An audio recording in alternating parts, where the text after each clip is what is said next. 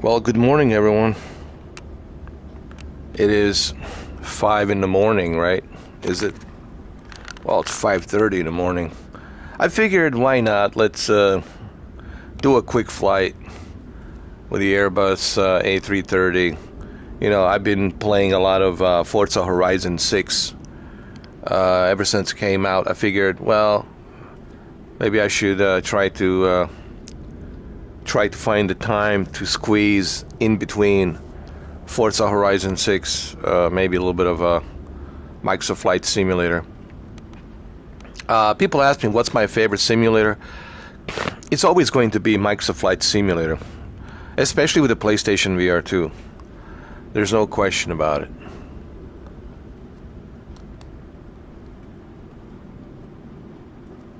You know, experiencing this in VR, it's next level. And then using a Thrustmaster T-Flight Hottest 4 flight stick, it's just, you know, there's nothing like it.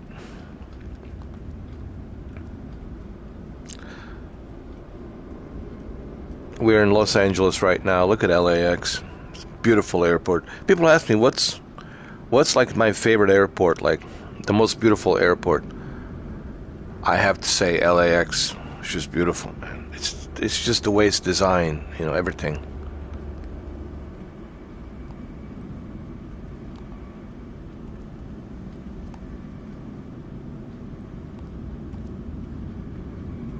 All right, let's remove the let's examine the tire. It's fine.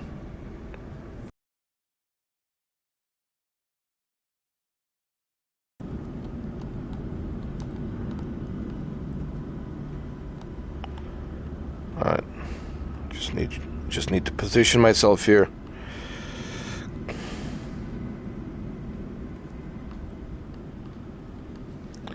Hold on, I think we can do it from here. Hold on.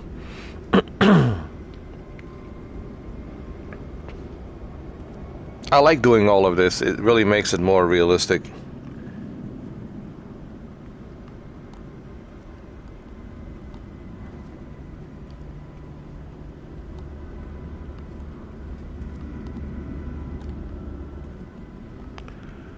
Hold on.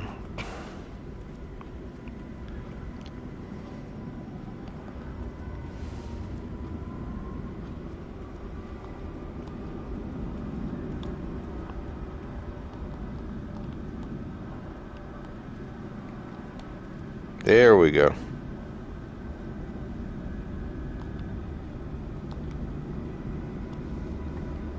Oh.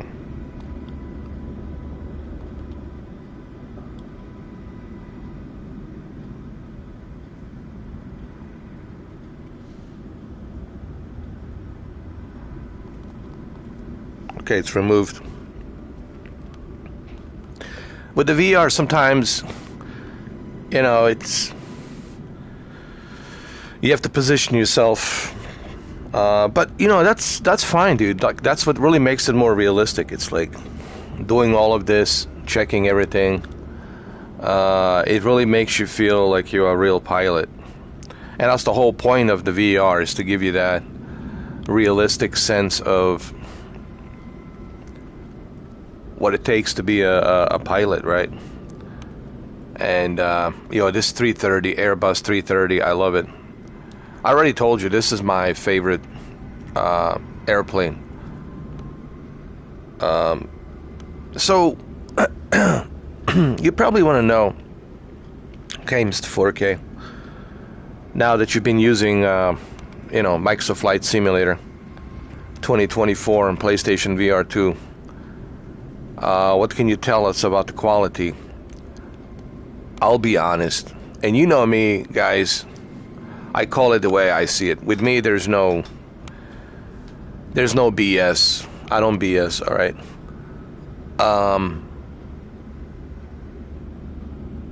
They certainly have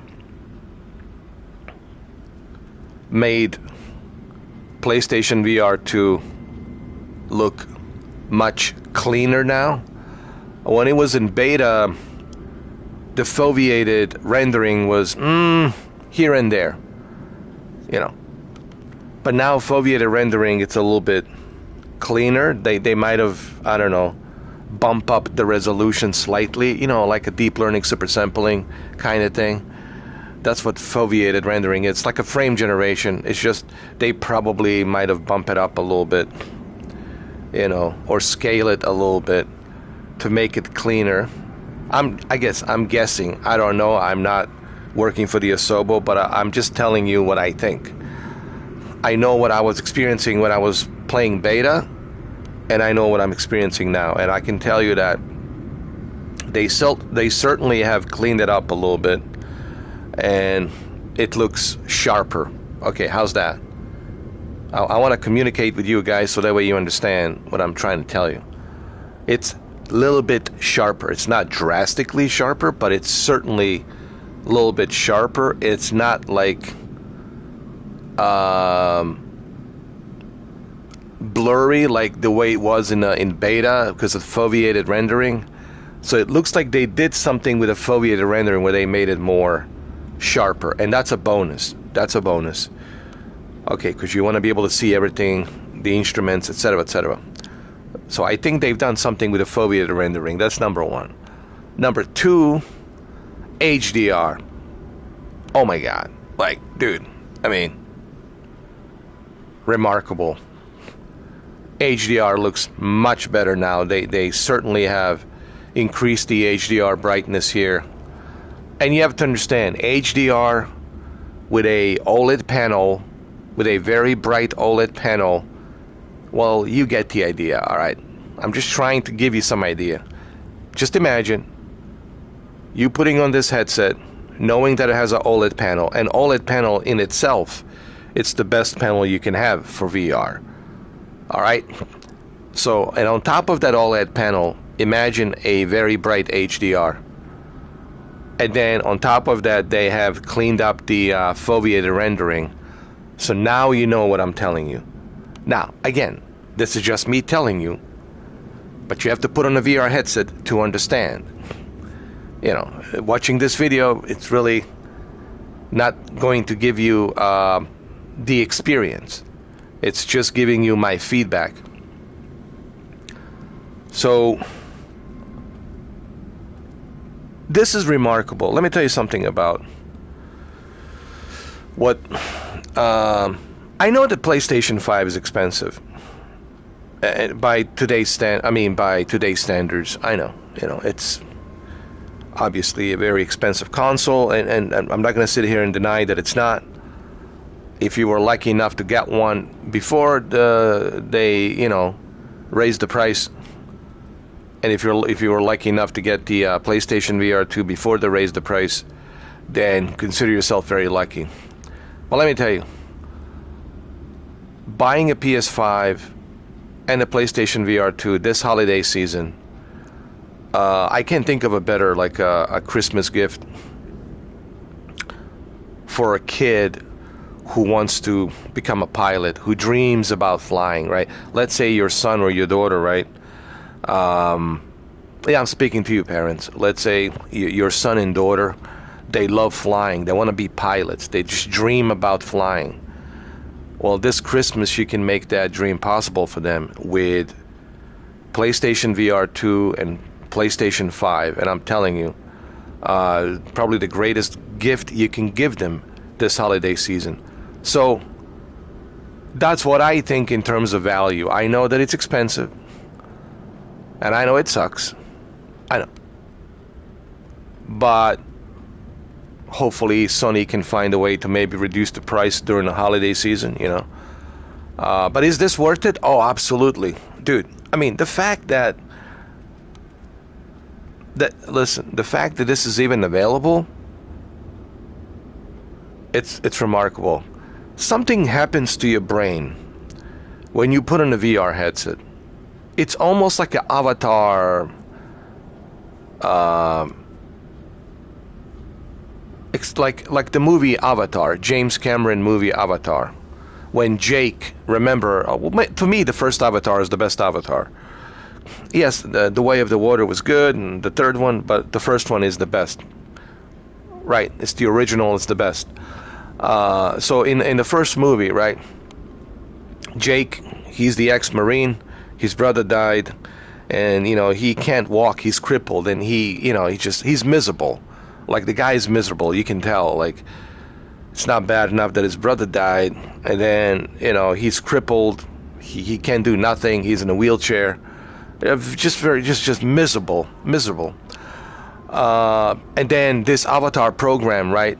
He goes to Pandora. It's kind of the same thing, man. Something happens to your brain where you're like, dude, I'm enjoying this more than I'm enjoying my own life, like in my own reality. It's like escaping your reality and going into this reality. It's like this dopamine effect. Okay, it's something happens, and the same reason why so many people purchased MetaQuest 3. The thing about the MetaQuest 3, and this is what I've been trying to tell everyone who don't have MetaQuest 3. Those of you who have it, you know what I'm talking about. It's the same thing. When I went to Meta Horizon World, when I went to Big Screen VR or VR chat, right? All of these experiences, they all told me the same thing. It's just like they feel great. It's therapeutic, makes them feel good, that they're able to escape like everyday stress and drama that they're dealing with in their life, or whatever they got going on, right? Because life can be life it's complex as it is, because your mind is always working, and constantly now, with the social media and everything, your mind is always working, anxiety, etc., right? This is just an honest talk, right? I'm not a PhD psychiatrist, I'm not a doctor, but this is just based on the research that I have done. So they have found out in the research that the VR can help the brain. Like, if you are like depressed or going through something in life, VR can help you escape that. And I cannot tell you how many people have told me this. When I was in Meta Horizon World, as you want to hear the voice? It is me. It was me. Yeah, John Wick. John Wick returns. There's always one. Me, yeah. Now that you know that it's me, now let me elaborate. Mr. 4Ks. Smooth grooves of VR movement. Am I making any sense? I don't. But that's because I'm not really. John Wick returns. That's Mr. 4K. And it's always been him, if you really want to know. Right? So, that was me in the Meta Horizon world. I can switch it, turn it off and on just like that. That's the trick of acting and voice acting. Now, imagine me in a avatar as John Wick, and then using this voice. This is not an AI, this is my voice. And then doing all the movements, studying the movements of Keanu and everything, like studying his movements, and then trying to mimic all of that. And then going to the VR, going to Meta Horizon World, and then people see that, and they're happy. Even though they know that it's not really Keanu, they know it's some guy, acting, pretending, mimicking, impersonating, but still your brain thinks otherwise. You lose yourself in that dopamine effect, where you're like, hey, I don't care. This is John Wick to me, man. I'm in this world, and that's a John Wick to me. And that's what I tried to do, and that's what I did. And people told me, man, thank you so much, because, man, I was dealing with some shit in my life. And even though I know you're not really Keanu, of course, Keanu doesn't have time to be putting on a VR headset and spending, 2 years in MetaQuest. The guy's busy. He's on tour with his Dog Star band, right? And he's making movies. And then, doing promotions, etc., traveling. So the guy doesn't have time to be putting on a VR headset, So So the reason I'm telling you all of this, and I hope you guys are not, confused as to what I'm trying to explain to you. That's the beauty about the VR. And that's one of the reasons why I've been using a Meta Quest 3 for 2 years. I mean, I still use it from time to time to watch big screen VR, watch movies, and watch concerts. Like you can go to Meta Horizon World and they have concerts and you can be like in VR. I saw Imagine Dragons, I saw Tiesto. I felt like I was really there, even though I wasn't there, but I felt like I was there. VR can help your brain get that dopamine effect, and it's very therapeutic. So there are benefits with virtual reality. It's not just, okay, play these video games, which is great, but there's also therapeutic benefit of that. So what I'm trying to tell you when I say that it's worth it, that's what I'm trying to imply, But the only way for you to find out how cool and amazing this experience is, you have to put on the VR headset, okay? That is the only way. All right, so that's what I'm trying to tell you.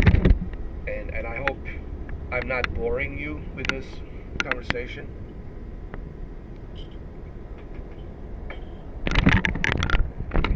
I hope that I'm not boring you. I hope that I'm not boring you with this conversation. Some of you will see this video later on today. Some of you are probably watching it now. These live streams, they have a life of its own. Whenever you get to see this video, I make these videos and live streams to last forever. Maybe you'll see it a year from now. Maybe you'll say, I don't know, maybe I should try the VR, maybe I should give this a try. And I know it's expensive. I'm not saying, but I think it's worth it. There's benefits to it. Honestly.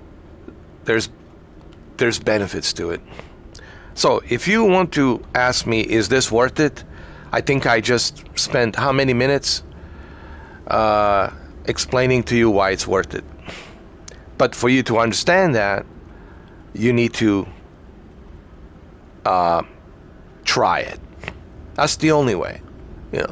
I could make so many of these videos and talk about it. It really doesn't do it justice until you actually try it. And you'll have to try it. That's the only way. Then you will understand the experience. And it's very addictive. I just want to tell you. This is a very addictive experience. Because everyone I met told me, man, I can't wait to put back my VR headset back on and go hang out with my friends in Meta Horizon or big screen VR or, VR chat or what have you. And it's very addictive. But in terms of like what it's like to be a pilot, like to get that simulated idea of what it's like to be a pilot, this is it. Microsoft Flight Simulator 2024 certainly will give you that idea what it's like to be a pilot. Now, it's not like the real thing, where you are flying an airplane. That's a whole different ball game. So much responsibility there, right? You can't make any mistakes when you're up in the air. It's a very responsible job. You constantly get tested and everything. Psychological evaluation, physical evaluation. You get tested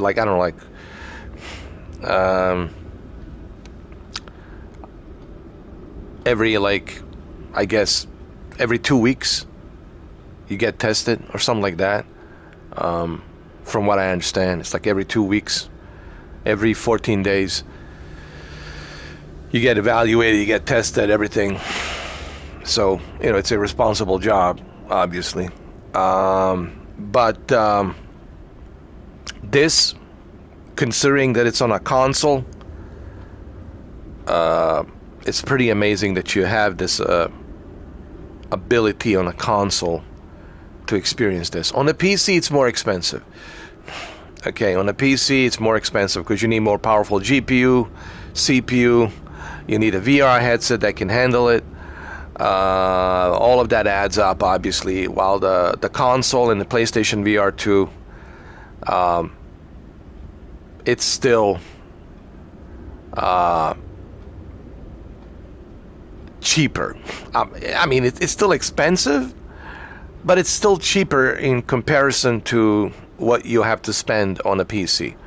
You know, that's what I'm trying to say. I'm comparing this to a PC. And also keep this in mind. The fundamental difference between a PC and a console experience is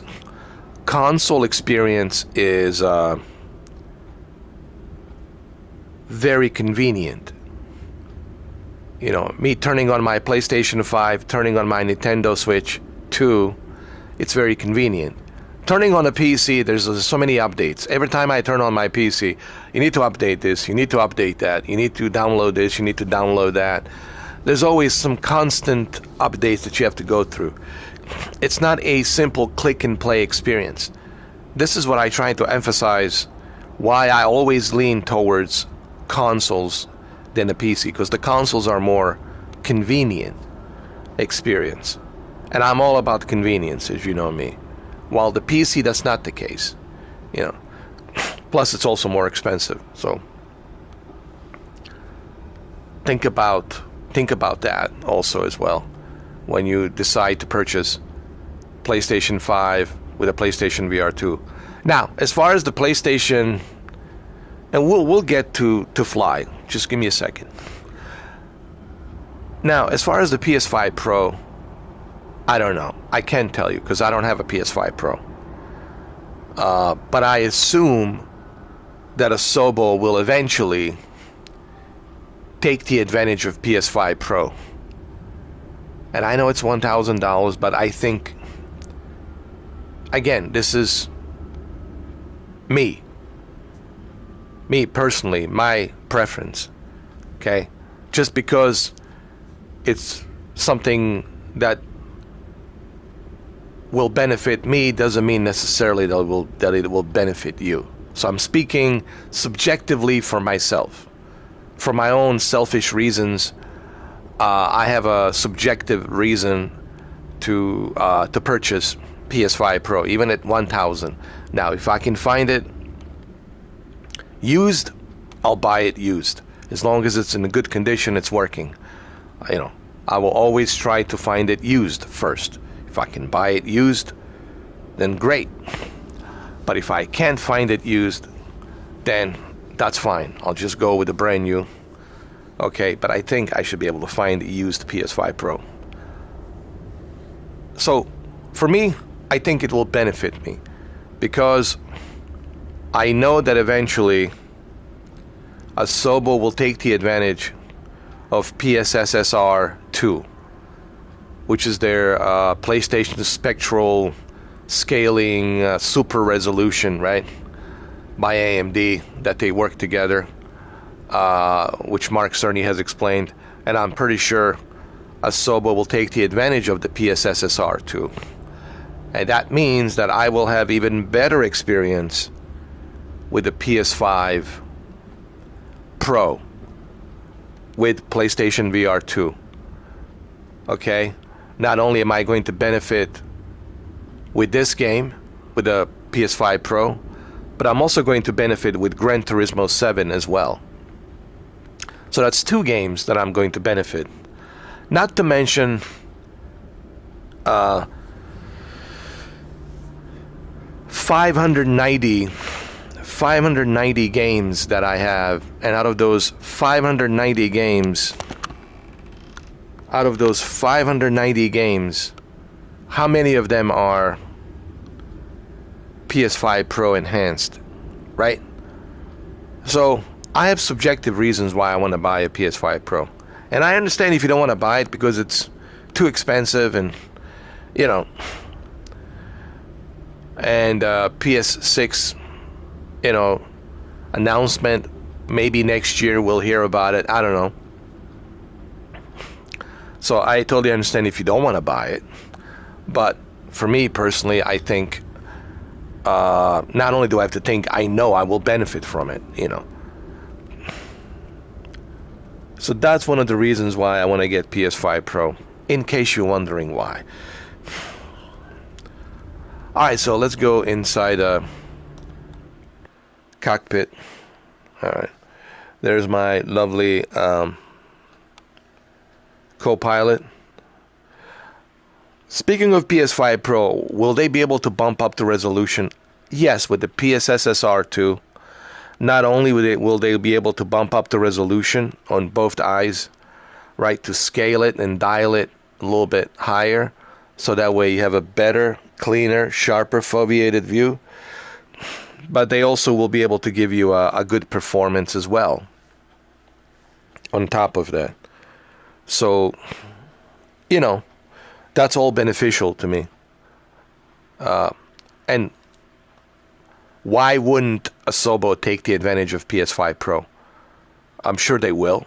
I don't see any reason why they wouldn't take the advantage. They're working very closely with Sony. So why wouldn't they take the advantage? I'm sure they're working on a PS5 Pro version of this as we speak. They're just testing it, you know. What I mean by working on it, optimizing it so whenever they release the latest PS5 Pro update, we'll have the best VR experience here. But even on the base PS5, this is still amazing. This is still great. This is still remarkable. Look at, there's a bus over there. This is still remarkable, man. That's the amazing aspect of this. Even on the base PS5. And that's what really fascinates me. Even on the base PS5, this is still remarkable. You know. And then imagine what they will be able to do with the PS5 Pro version. Okay. Look what Polyphony Digital did with Gran Turismo 7. I mean, it still looks great on the base PS5. Okay. But on the PS5 Pro, the foveated rendering, it's much cleaner, it's much sharper, and you see a better detail, you know. Alright, so I think we talked enough. Let's, you know, get this, let's get this show on the road, shall we, Ms. Lee?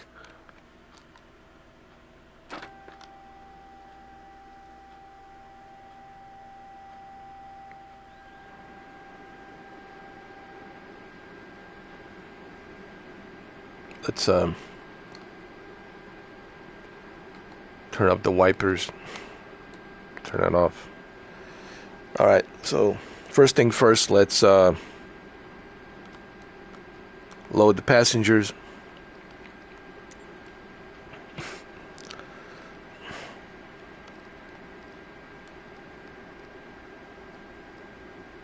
Have to go to ground services.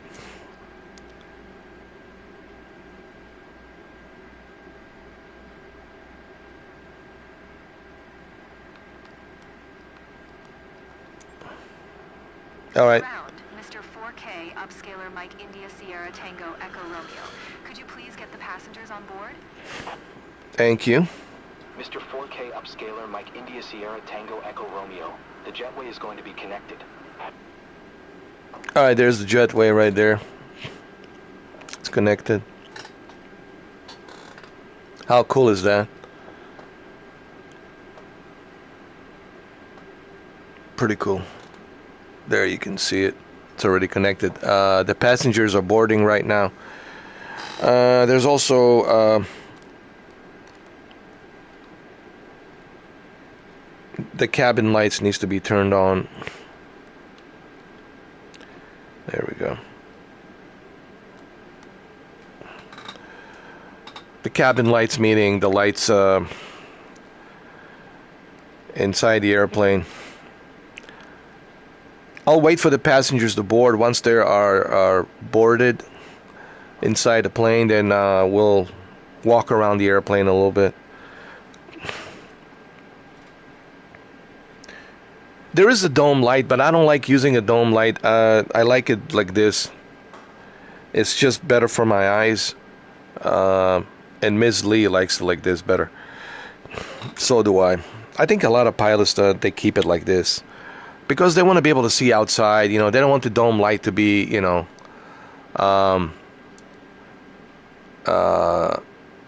reflecting on the cockpit window. So they want to have the clear vision, you know, of the skies and everything. But sometimes they do use the dome light, you know, just to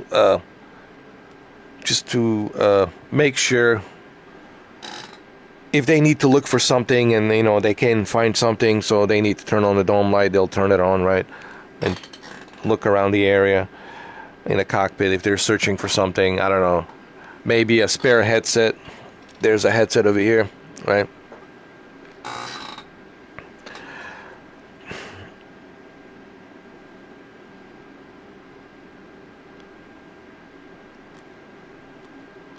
Hold on, let me see if all the passengers are in. I think all the passengers are in. Let's go over here. There's some coffee over here.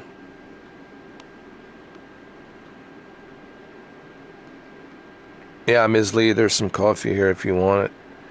If you want it, it's here. What kind of coffee are we using?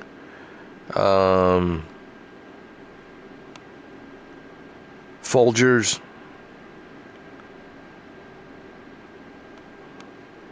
Folgers is not bad.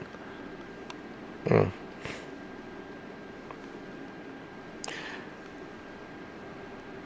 right.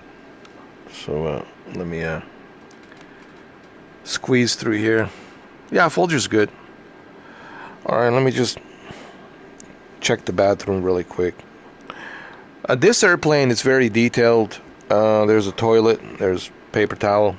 This airplane is very detailed, and it's included on PlayStation 5 version of Microsoft Flight Simulator 2024. So you're getting a very realistic version of Airbus 330, and it's included. It's included. How cool is that? People have been asking me, "Oh, what plane should I fly?" Listen, this is it. This is it. I mean, it doesn't get any better than this, and it's included. Okay. It's created by Any Builds. Amazing job, Any Builds. Oh, there's passengers. This is the first class behind me. Any Builds, the best. Honestly, they are the best.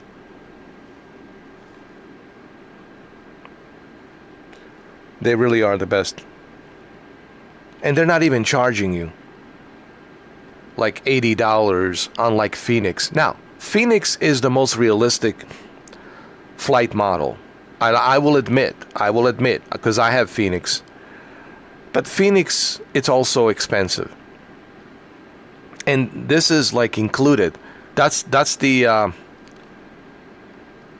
difference. Like, this is included, and look at the detail that they have included here. All right, and it's free, meaning that's included. You don't have to pay additional like $80. On Phoenix, you have to do that. Phoenix,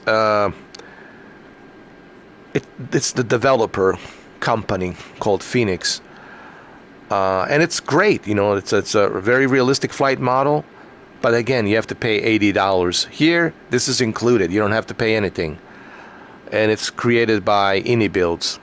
And let me tell you, I already flown a couple of times with this plane, and very realistic flight model, very close. Let me tell you, it's not 100% like Phoenix, you know, A320, but it's pretty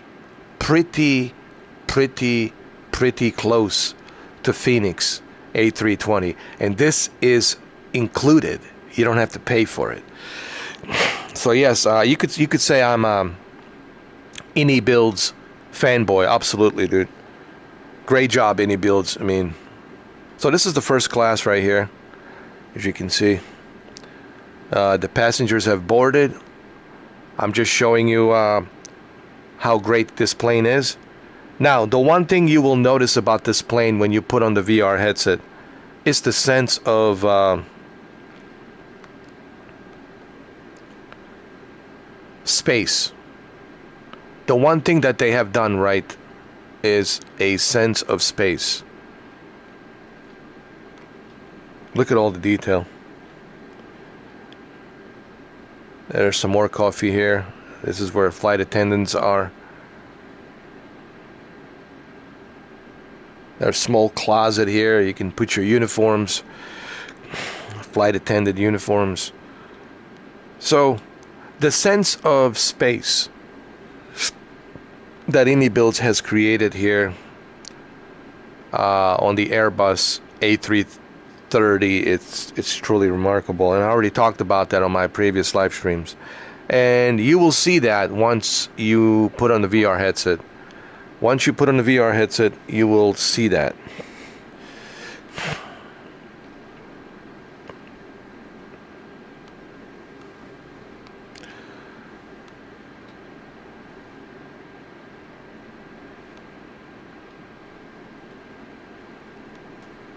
Now we have some more passengers over here. The sense of space on this airplane by Indy Builds, it's really remarkable. Like, I really feel like I'm here sitting next to everyone, and you too will have that same experience when you put on the VR headset, and you will realize, oh wow, I can see what Mr. 4K was talking about. Sense of space. Why is the sense of space so important in VR? Because your brain knows like what you see in real life, right? Your brain has a sense of three-dimensional space. Your eyes and your brain understands the three-dimensional space. And that's why the space, even James Cameron talked about this in making a really good 3D movie. It's the sense of depth and space, because your brain sees three-dimensional, right? So if you want to recreate that same experience in this digital virtual reality world, then you have to focus on the depth and sense of space. And if you can create that depth and a sense of space, then you have achieved, you know, your goal of recreating a really good VR experience.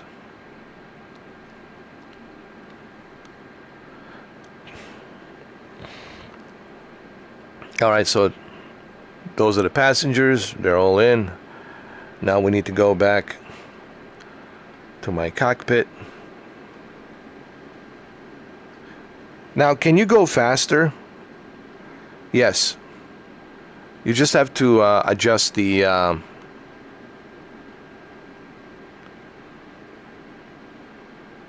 speed on your camera movement.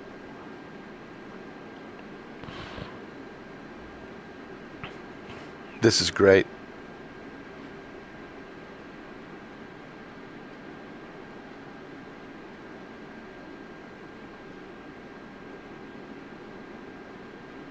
Airbus 330. Yo, I can't believe this is free. Like, this is included, to be honest with you. Look at the detail on that seat, that leather seat. Look at the detail. And look at the detail. Remarkable. Remarkable.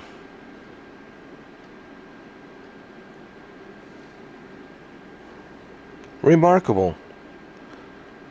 Hey everyone. You guys ready to fly?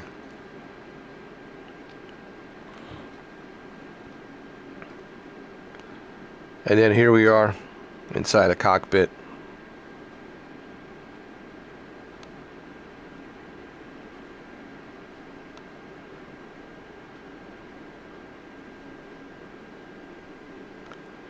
There we go.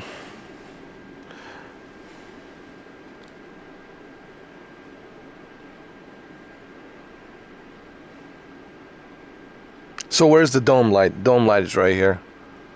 If you want to use it, it's right above. You'll see it's right here.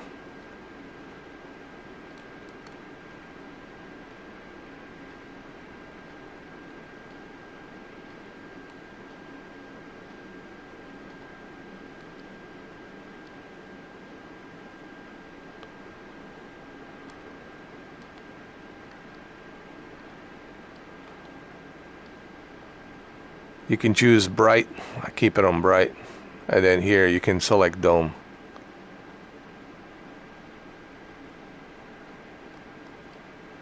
There it is. And there's different options here. You know, you can make it brighter. You can make it dimmer. Like, dim is good as well.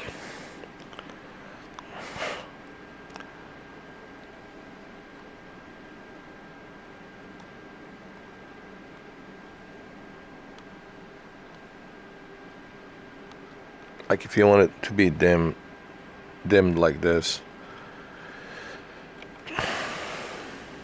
Yeah, dim is good. This is great. All right, so what's next?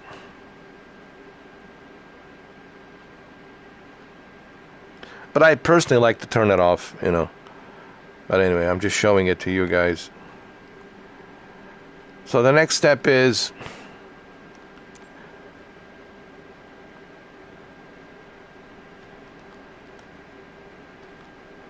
to request passenger boarding stop. Ground, Mr. 4K, upscaler Mike India Sierra Tango Echo Romeo. I am done with the boarding. And then the jetway will move away. There it is.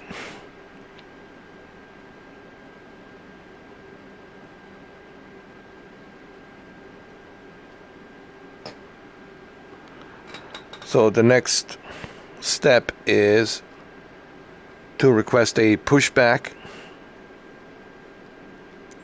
Ground, Mr. 4K, upscaler Mike India Sierra Tango Echo Romeo. Requesting pushback.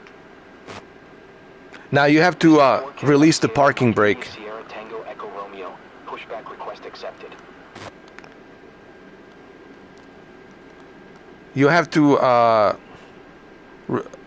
release the parking brake, just for the record, if you want the pushback to work.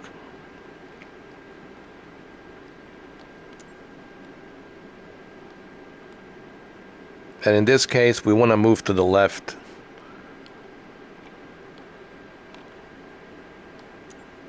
Ground, Mr. 4K, upscaler Mike India Sierra Tango Echo Romeo. Requesting pushback tug to steer the aircraft to the left. Mr. 4K upscaler Mike India Sierra Tango Echo Romeo. Your request has been transmitted to the operator.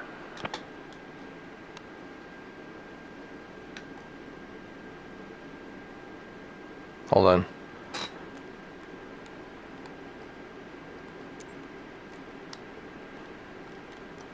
There we go. You have to release the parking brake, because you cannot get a pushback unless the parking brake is released. And once the parking brake is released, then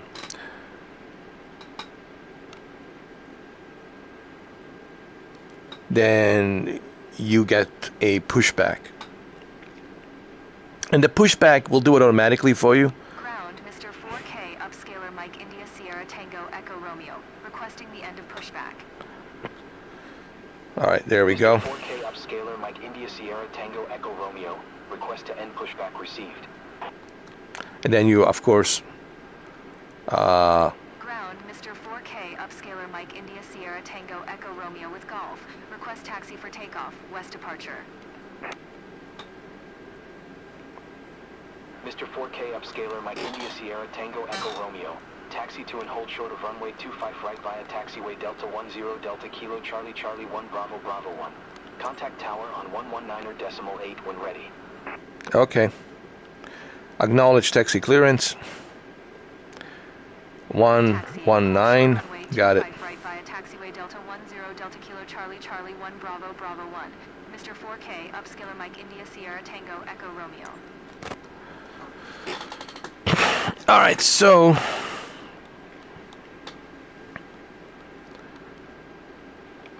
let's go ahead.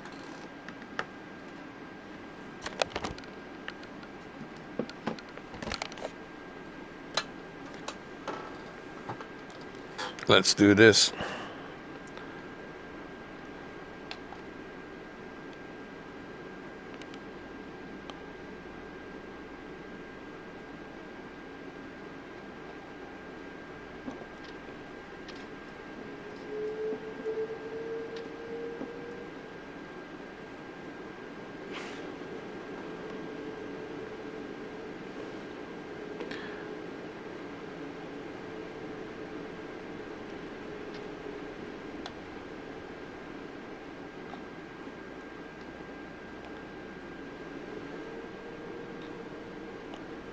There we go.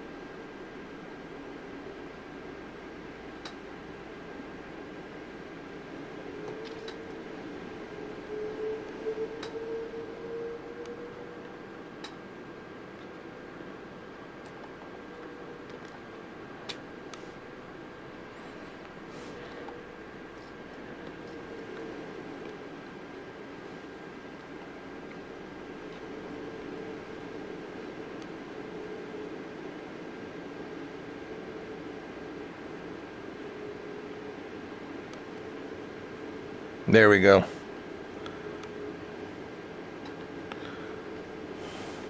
I am using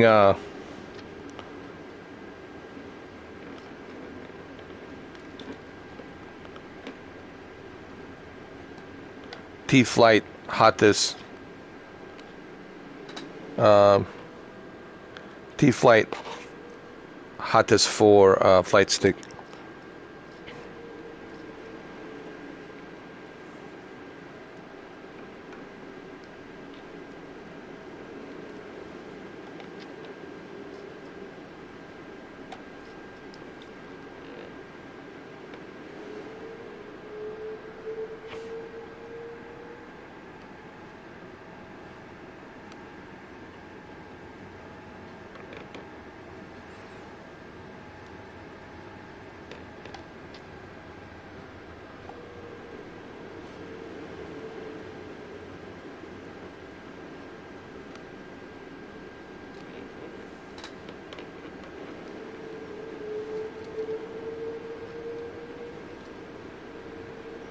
Beautiful LAX.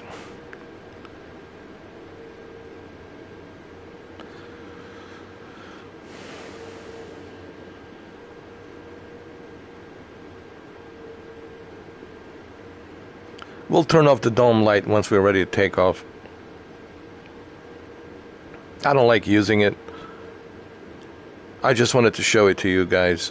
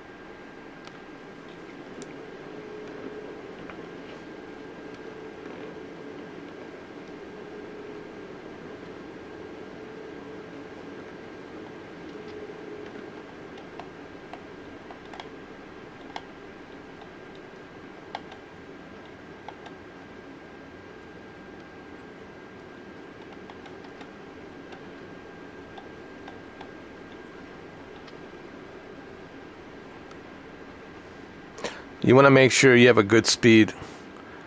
When I say good speed, I mean not too fast. When it comes to taxiing, you know, you really have to be slow.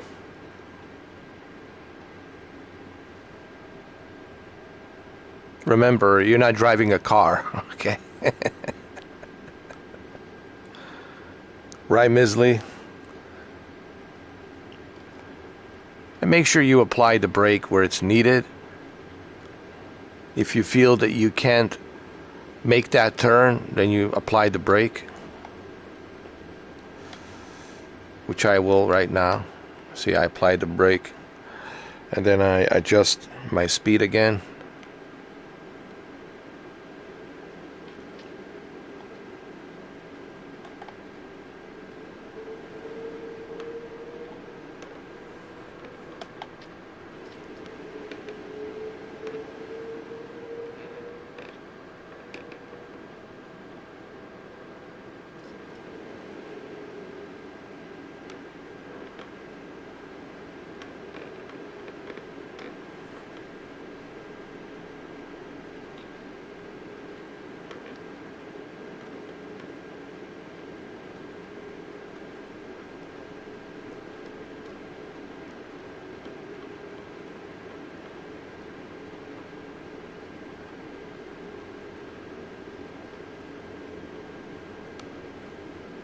This is pretty realistic.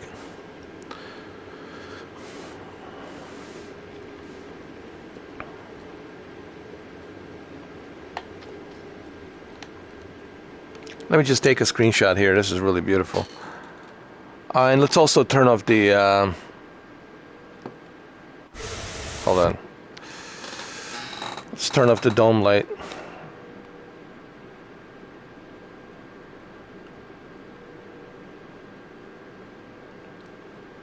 There we go. This is more realistic. Hold on.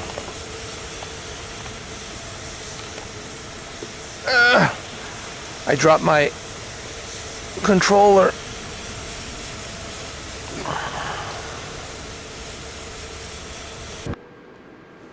There we go.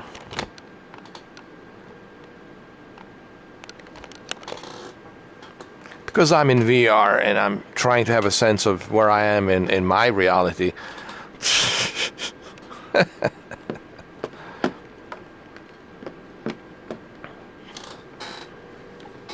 Okay, so let's go. Oh yeah, I want to take a screenshot. That's right. This is beautiful. Such a beautiful airport, right, Misley?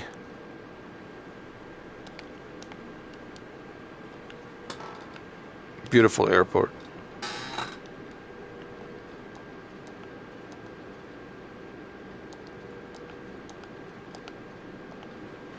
Alright, we have plenty of screenshots. Plenty of screenshots. Let's go.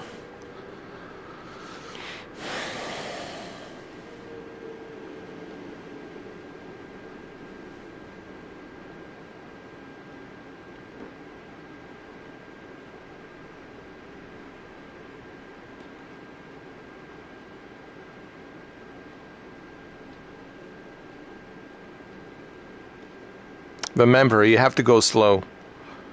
And I know it can take a while.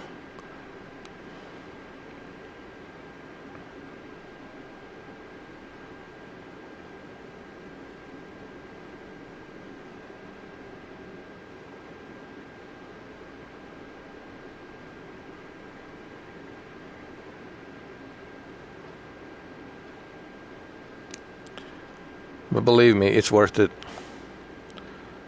Because you get to enjoy the scenery, you know, you get to enjoy the airport as you are taxiing to the runway. I love this whole procedure, you know, checking your plane, removing the covers, turning everything on.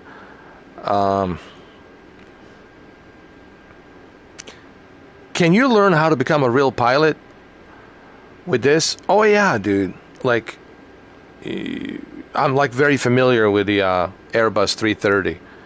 Like, if I was to like go inside a real Airbus 330, I would be like, oh yeah, I know where the altitude is. Oh, I know where the, you know, the heading is.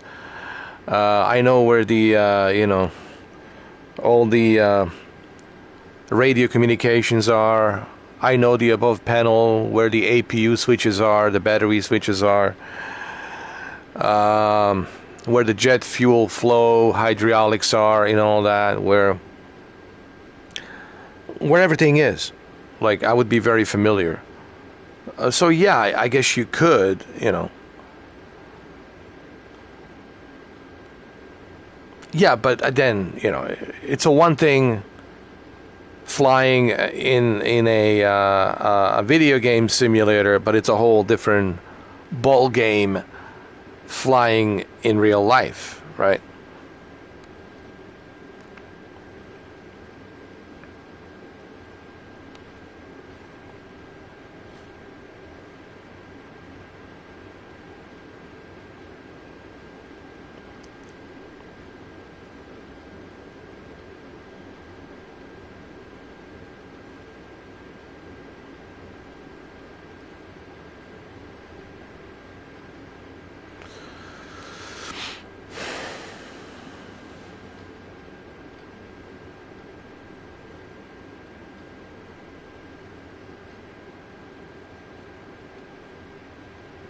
I know I really have thought about just like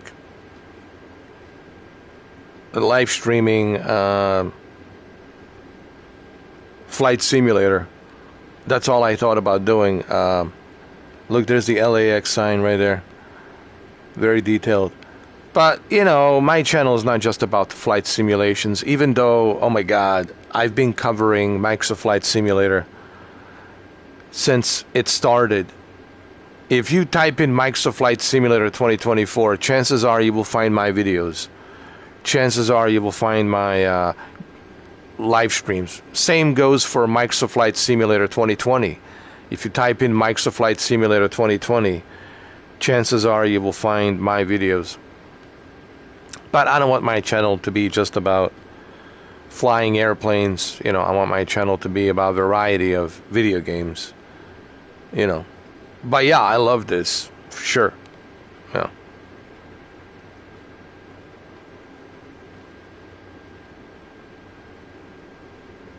Hopefully I will inspire you as well to enjoy Microsoft Flight Simulator 2024. Look, there's United a hangar, United hangar right there. You can see it, United. Look at the detail, man. It's just amazing. What Asobo has created here, it's truly remarkable. And I can't wait to see what they will do with the update 6 and update 7. I think update 7 comes out September, October. I just can't wait.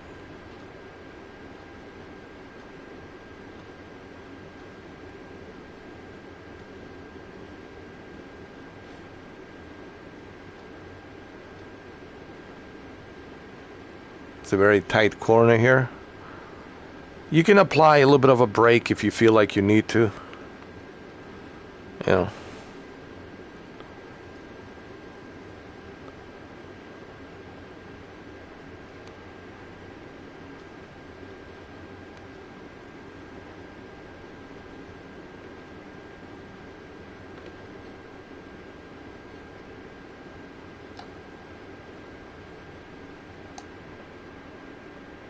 There we are. Now she will say something on the ATC radio that we are already here. We need a clearance for takeoff. And once we get the clearance, that's it. Los Angeles Tower. Mr. 4K upscaler Mike India Sierra Tango Echo Romeo ready at runway 25 right. Departure to the west. Mr. 4K upscaler Mike India Sierra Tango Echo Romeo. Altimeter 2 west departure approved. Cleared for takeoff runway 25 right. Cleared for takeoff runway 25 right. Mr. 4K upscaler Mike India Sierra Tango Echo Romeo.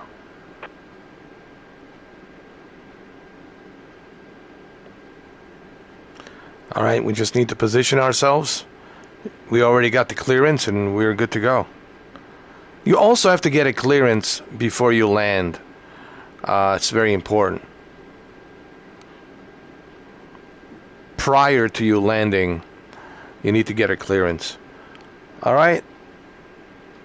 It's always good to make a complete full stop here and then accelerate.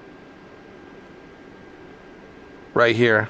Right above this line right here.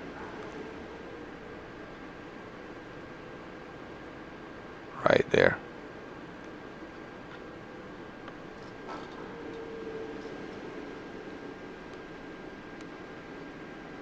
Just a little bit more.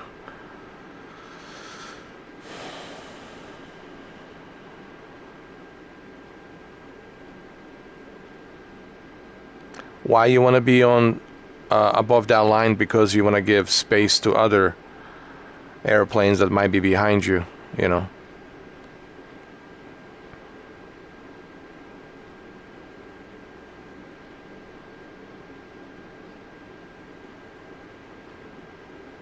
And ladies and gentlemen, we are ready to take off. Where are we flying? We're flying to Sacramento. It's not going to be a long flight.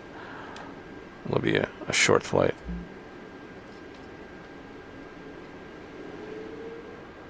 There we go. And right there. Okay? You ready, Ms. Lee? I'm ready.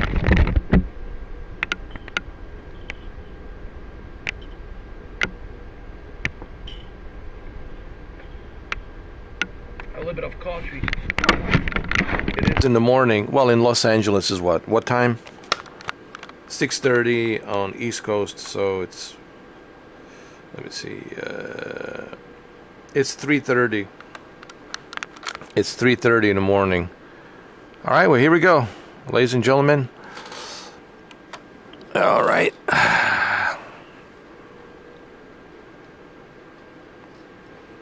Remember, slowly.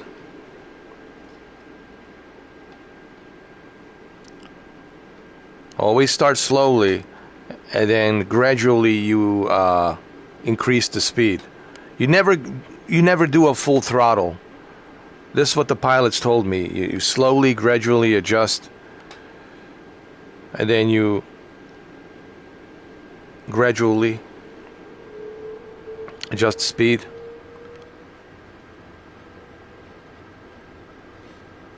And listen to those engines. Listen to those engines.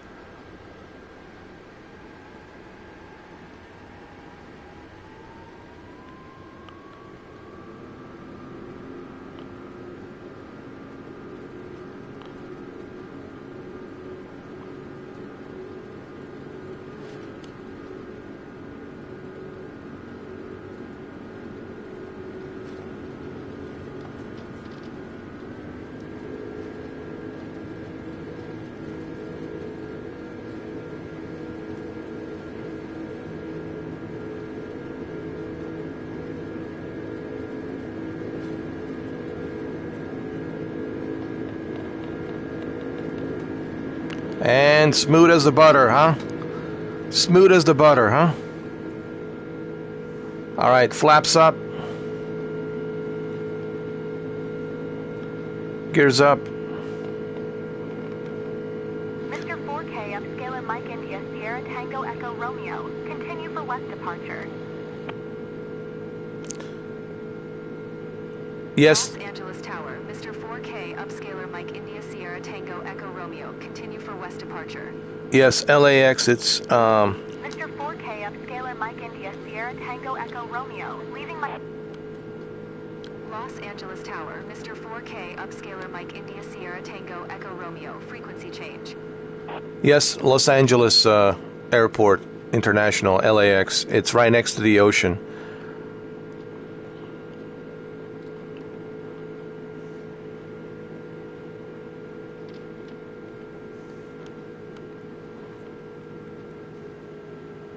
SoCal approach. Mr. 4K, upscaler Mike India Sierra Tango Echo Romeo is type.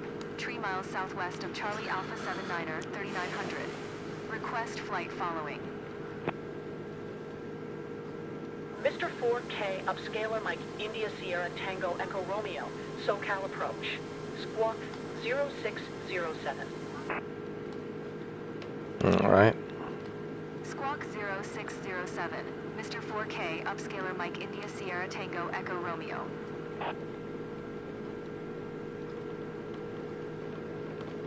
Mr. 4K, upscaler Mike India Sierra Tango Echo Romeo. Radar contact 4 miles southwest of Kilo 4 Yankee Quebec Victor, 4600. Altimeter 299er2. Roger, Mr. 4K, upscaler Mike India Sierra Tango Echo Romeo. It's so nice to have a good co-pilot like her, like Ms. Lee. Mr. 4K, upscaler Mike India Sierra Tango Echo Romeo contact SoCal approach on 120.4. Good day. 120.4. Mr. 4K, upscaler Mike India Sierra Tango Echo Romeo.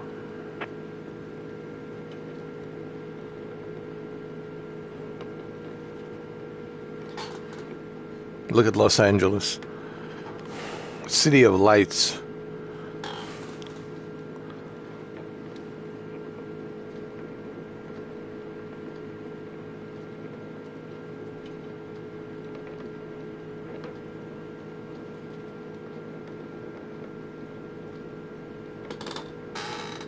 It's a huge city.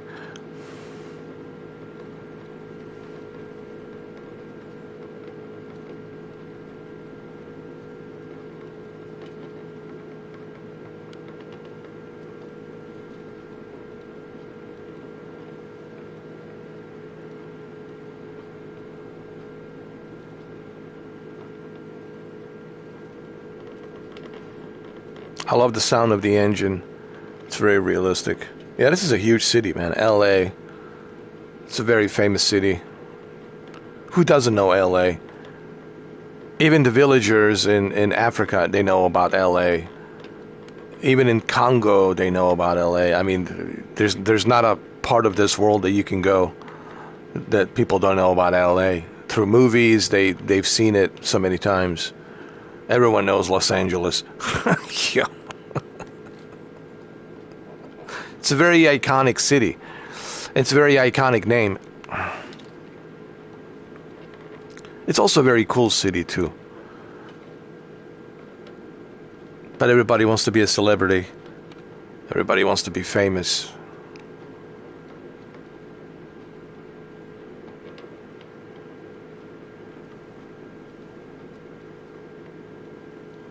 And I have heard from so many people who live in LA, they said, man, it's so hard and difficult to make it in that city, because you have to understand, everyone's going to an audition. Everyone is trying to, audition for either a voice actor or modeling or film directing, producing, what have you, right? Everyone's trying to be a musician.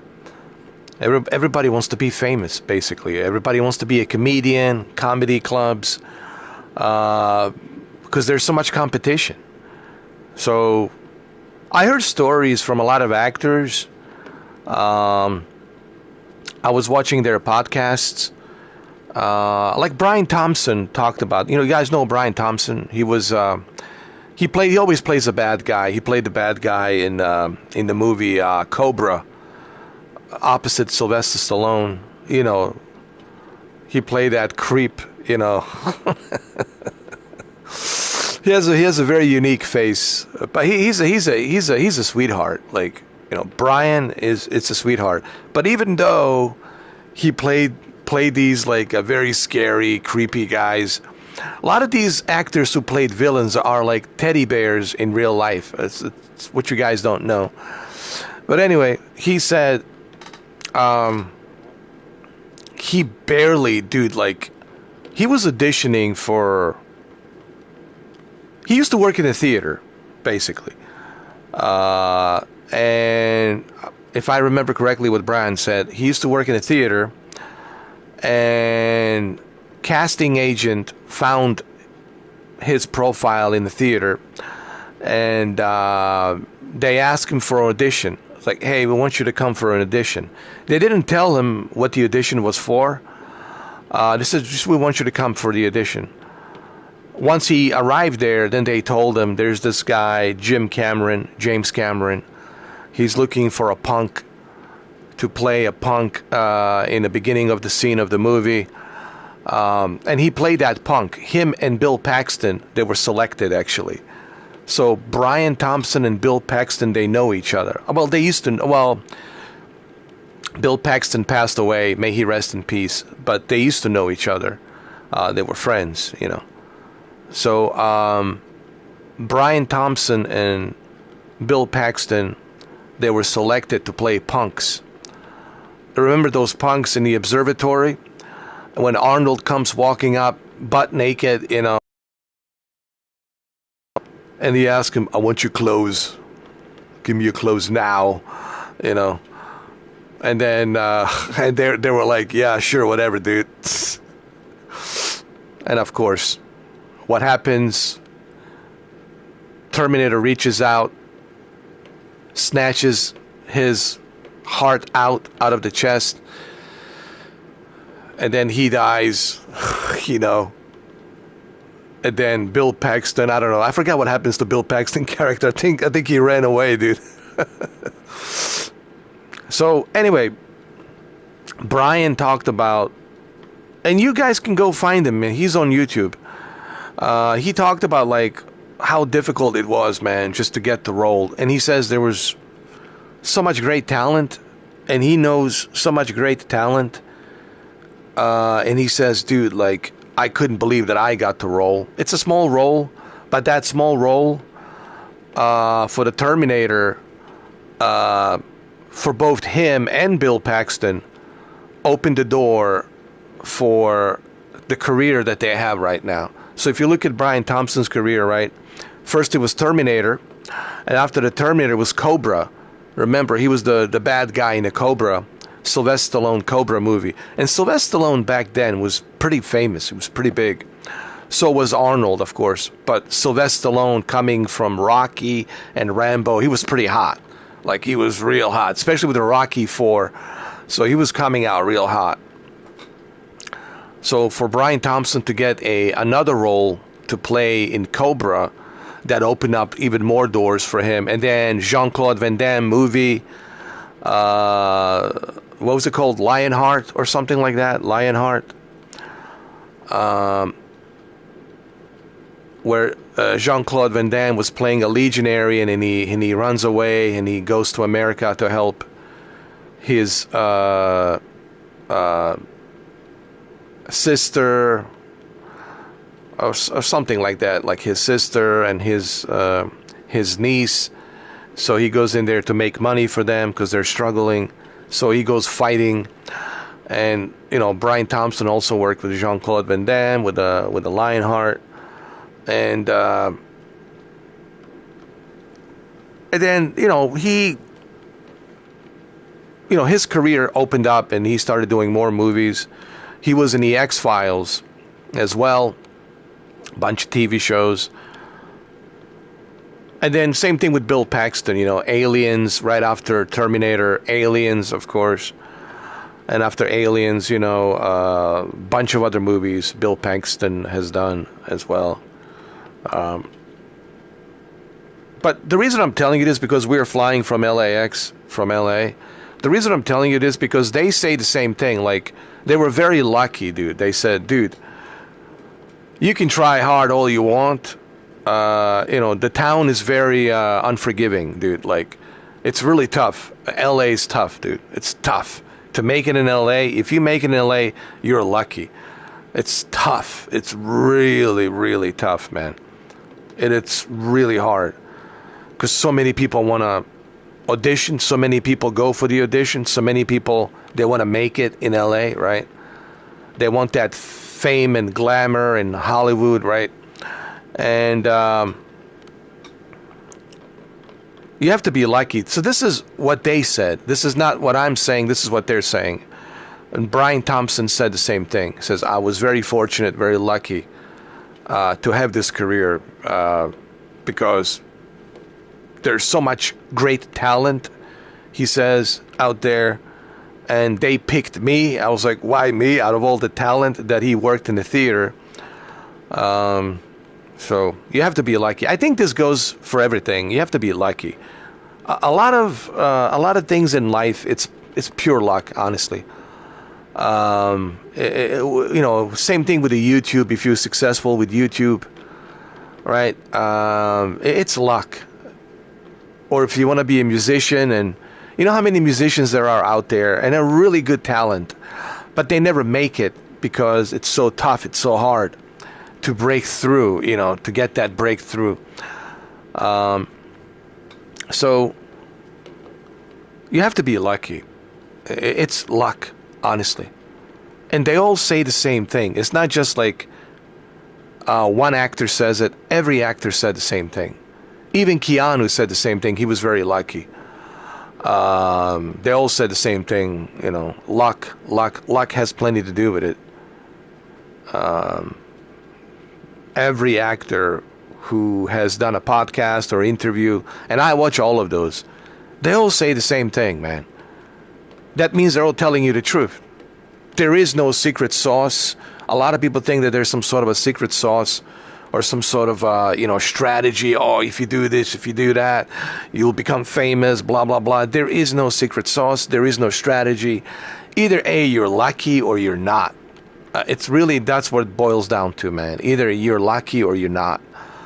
And you have to be lucky. Same goes with the YouTube. You can try all you want. I can try as hard as I want. I'll never reach 100,000 subscribers. But some people, they can reach 100,000 subscribers within a year or within 2 years. So it's luck. Everything in life, it's luck. It's you have to be lucky, and I honestly believe that. But that shouldn't discourage you from trying. You should always try. You shouldn't live in regret. The worst thing you want to do in life, it's living in regret. Oh, I never tried this. I never tried that. I should have tried this. I should have tried that. I was too scared to try this. I was too scared to try that. I was insecure, and because of my insecurities, I never tried this. I never tried that. Then you are going to live in regret. Then all of a sudden you are 70 years old and you are old. And when you're 70, that's it. Like, all right, you're a grandpa. It's time for retirement. And then you don't want to live in some sort of that's the worst. You're 70 years old and then you're living in constant regret. Oh, I should have done this. Oh, I should have done that. Oh, I didn't do this. So I should have done this. And that's the worst, man. So don't be discouraged from trying. At least you can say, I tried. If it never works out, at least you can say, hey, I tried and it didn't work out. So you're not living in regret. You're saying, hey, I tried. Believe me, I tried and didn't work out and it wasn't meant to be, and that's that. But at least I tried. But if you never try, then you're going to live in this regret. And I've seen so many people, man, in their 60s, like regretting, oh, I should have tried this. I had opportunity for this. I had opportunity for that. And, opportunities, they come once in a lifetime, dude. Like, they don't come along all the time. Whenever there's opportunity, you try to seize it and see where it goes. If it doesn't work out, it doesn't work out. At least you tried, I think this is true. All of this is true because everyone's saying the same thing. If everyone's telling you the same thing, so it means it's true. It doesn't mean that everyone's lying. That's not possible. One person can lie, right? Or maybe few people can lie. But if everyone's telling you the same thing, then you know it's true. Right, Ms. Lee? You know it's true. Do I live in regrets? That's a good question. No. And I'll explain why. I think I already talked about this. I don't live in regrets because to me, life, it's about experience. I don't look at life as some sort of accomplishment. And I know a lot of you are looking at life as an accomplishment. But just because you accomplish something doesn't necessarily mean that it's going to make you happy. Even Chuck Norris, may he rest in peace, Chuck Norris talked about this. He said, yeah, I made money. I mean, I'm comfortable. I'm living comfortable. I don't have to worry about paying bills and all that. But doesn't necessarily means that it's going to make you happy. Yes, sure. Money will buy you a comfort. You'll have a nice house. You'll have a nice car. You don't have to worry about putting the food on the table. It's a nice comfort. You'll put your kids through college. It's all fine and dandy. However, it doesn't necessarily means that it's going to make you happy, that's going to fulfill that happiness. Because happiness is a state of mind, and it's complicated, man. So it's true, like, the money doesn't necessarily buy you happiness. So yes, it will buy you a comfort zone, so you don't have any anxiety financially.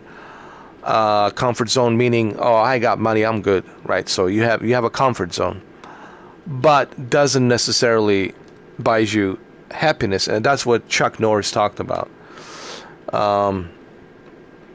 And I agree on that. So the reason I'm mentioning this, it's because the question that I just asked myself is, do I live in regret? No.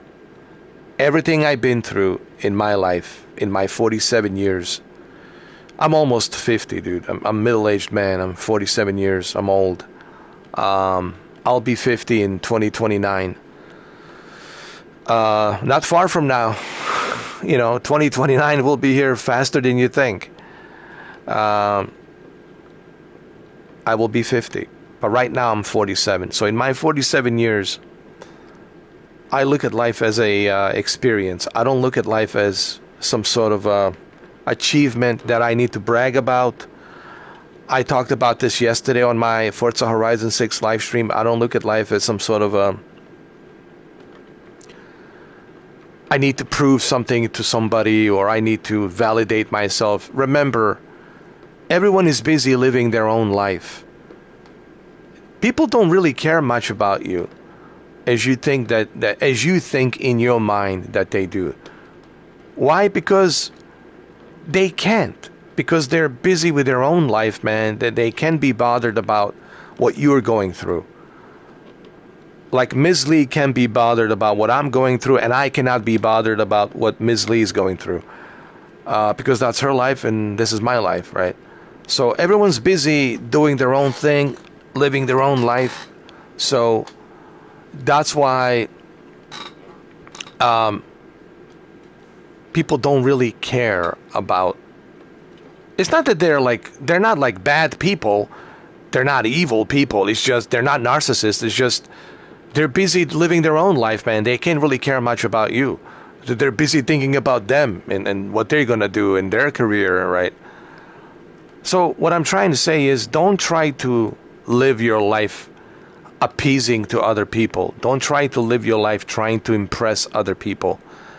Don't try to live your life trying to brag to other people, because they don't care. Live your life for you. And if it's good for you, that's all that matters.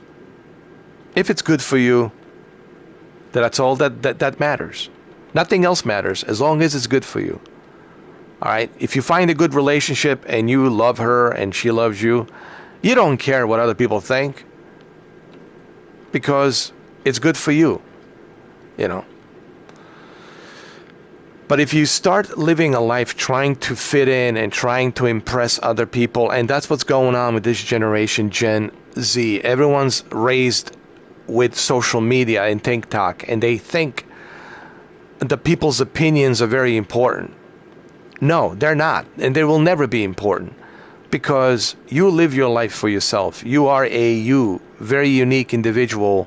You are an individual that's living your own individual life experience. Okay, there's 8.4 billion people on this planet. Okay, what am I supposed to do? I'm supposed to impress 8.4 billion people, impress everybody, make sure that 8.4 billion people love me? No, that's not what life is about. Because those 8.4 billion people are too busy trying to live their life and trying to find their own pursuit of happiness. So they can be bothered about worrying about you, because they have their own life to worry about. And I think this is what people don't seem to understand. This is like the issue with the social media. This is what's wrong with social media.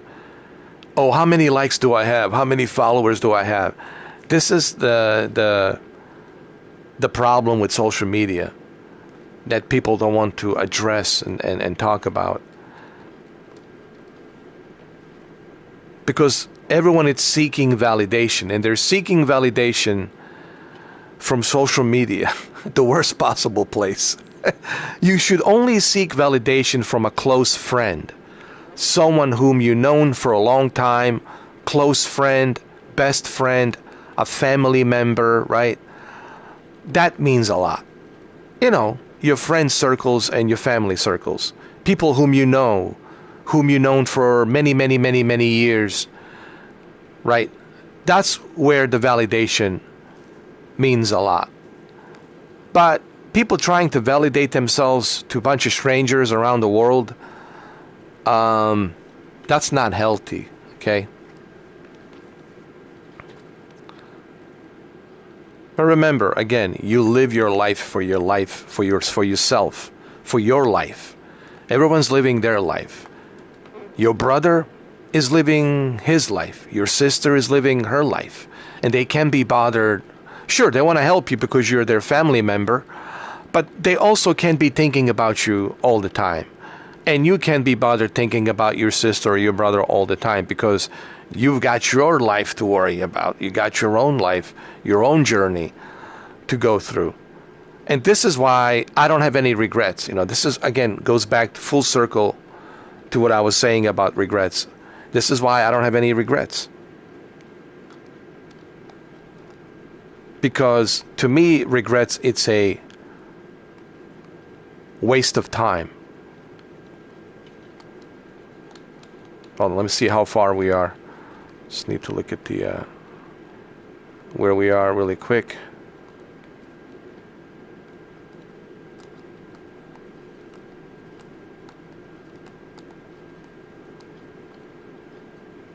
Hold on. Put it over here.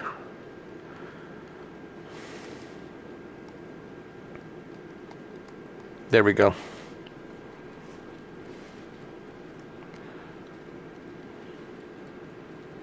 Sacramento, it's not that far from LA.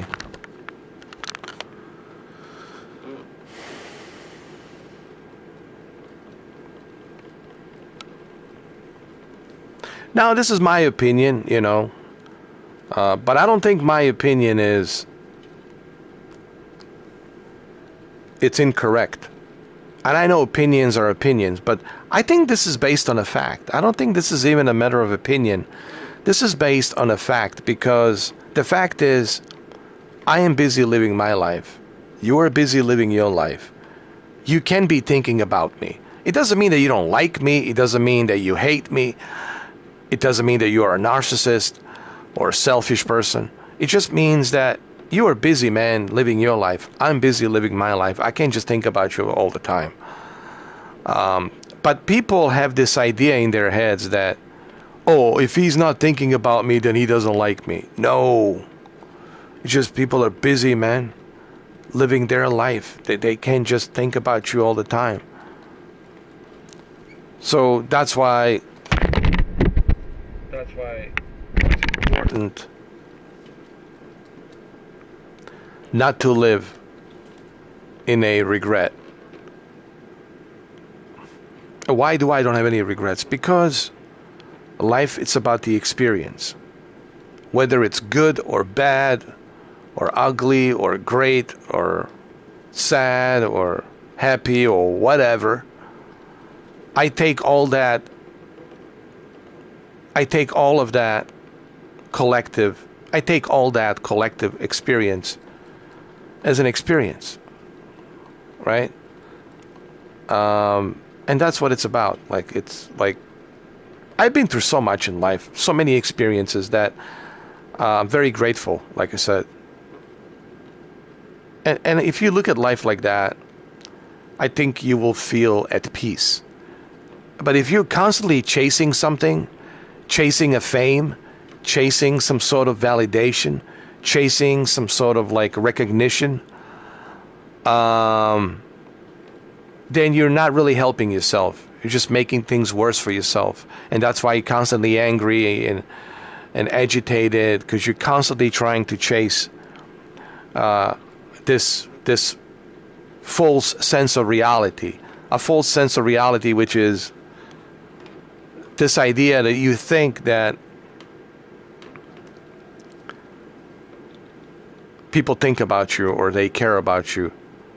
They don't really care about you that much as you think. They don't really think about you as you think, because they have their own life to live. And that's okay. That's what you're supposed to be doing. You know. And once you understand this, then you will understand that life is not about me trying to appease to other people. Life is not about me trying to make other people happy. Life is about me trying to live my life, this experience that I was given. You know, I was born into this experience and I'm enjoying it, and that's that. Yes, I will make some mistakes. That's the part of growing up. That's the part of a life. You will make mistakes. You know, nobody's perfect. So you have to look at it like that, man. Because if you don't look at it like that, if you're looking at it from the other aspect, which is the false sense of reality, ooh, I have to be liked by everyone. Yo. Yo. Right there, you're making a terrible mistake. Right there is the root of your problem. That's where your problem originated from the beginning, because you want everyone to like you. You want everyone to respect you. You want everyone to bow down to you. And that's where you make your mistake. And that's the root of the problem. And a lot of today's generation, Gen Z, they're raised by social media, right? And I don't blame them. That's the only thing they know. That's the only thing that has been indoctrinated. And this is why I'm talking about this, trying to help you, Gen Z. But how do you help them? Because that's all they know, dude. There's nothing I can say that will change their mind. They're like, no, I need more followers. I need to be acknowledged. People need to know that I exist. Why? Why is that so important to you? You know that you exist. And you are experiencing all of this. Isn't that enough? Why do you need validation from 8.4 billion people to acknowledge that you exist? But that's where their mentality is. Their mentality is, I need to be acknowledged. Hey, look at me. Look at these short videos that I made. I need to be acknowledged.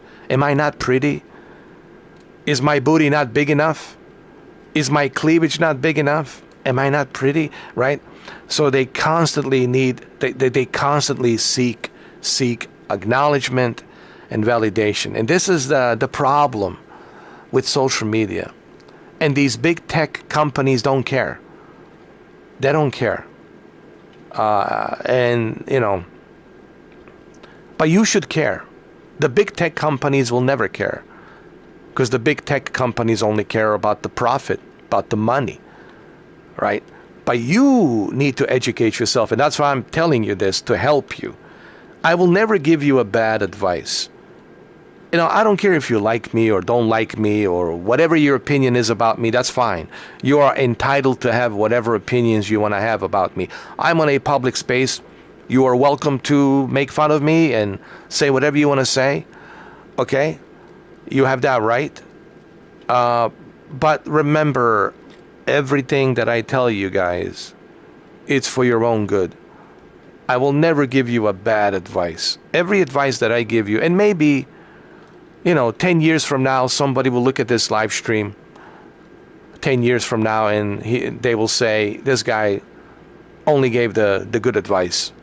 It's just people didn't realize that. When they were watching it, they didn't realize it. They thought that he was bragging or that he acts like he knows it all, you know. And people always assume that. And they assume that I'm bragging or I'm narcissist or, hey, look at me, hey, check me out, blah, blah, blah. I'm not. I'm so far from that. People who know me, like in real life, they know I'm far from that. So every advice that I give you guys, especially for the younger generation, it's for your own good. Okay? Social media is bad for you. You need to balance the social media. I'm not saying don't ever use the social media, but you need to balance it. You need to have a balance in your life. Stop constantly checking your phone, scrolling through the messages and TikTok, some unknown person, stranger from around the world telling you that you suck, you're garbage. Why do you want to read that?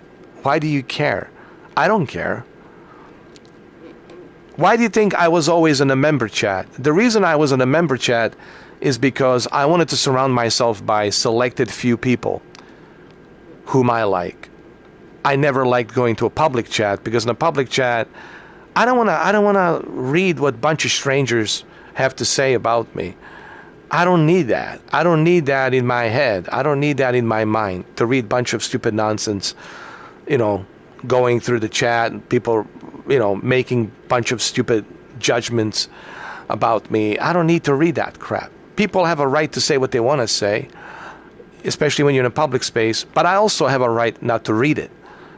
I don't need to read it. I have that right. So that's why I always choose a member chat versus the public chat, because the member chat, it's selected few people that I want to talk to. I don't want to talk to the entire world, because the entire world doesn't know me and will never know me, and then I have to listen to their opinions about me. I don't care what their opinions are about me. It's irrelevant, because they're strangers. They're a bunch of strangers around the world. But you see, that's the issue with a lot of you on the social media today. What you are going to do today when you wake up? What's the first habit that you're going to do? You're going to check that laptop. You're going to check that emails. You're going to check that Facebook. You're going to check that Instagram. You're going to scroll down through that TikTok. You're going to scroll down through that Discord. And you're going to read those messages from a bunch of strangers. And you're going to be seeking validation from strangers, from people who don't know you.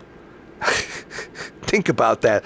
And they're going to screw up your day. They're going to get your blood pressure so high. They're going to put you in a shitty mood. Think about that. You allow yourself to have a complete strangers around the world screw up your day. But who allows that? You allow that. Jocko Willink. You guys know who Jocko Willink is. He was a former U.S. Navy SEALs. He was he was a commander of the, what was the task unit? Bruiser task unit back in 2006. Ramadi. Was it Ramadi in Iraq? So anyway, he's pretty big. He's pretty famous. Jocko Willink, he said, and it's true what he said, I agree. Nobody's forcing you to read the social media. No one's forcing you to go to Twitter. No one's forcing you to read the comments.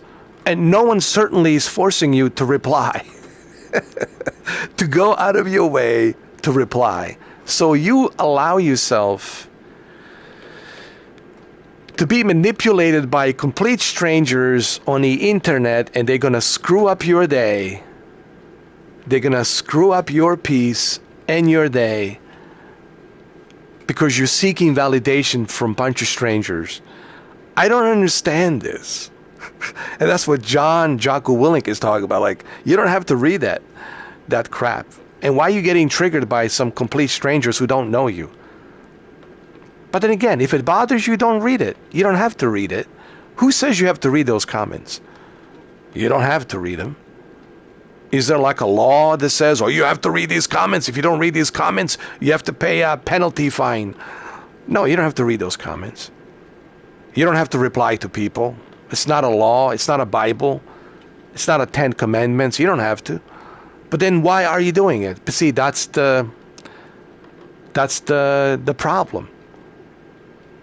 This generation, it's so indoctrinated by social media and internet that they can help themselves. They told me.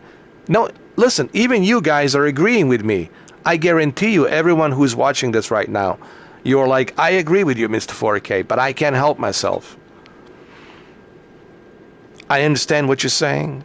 I completely agree with you, but I can't help it.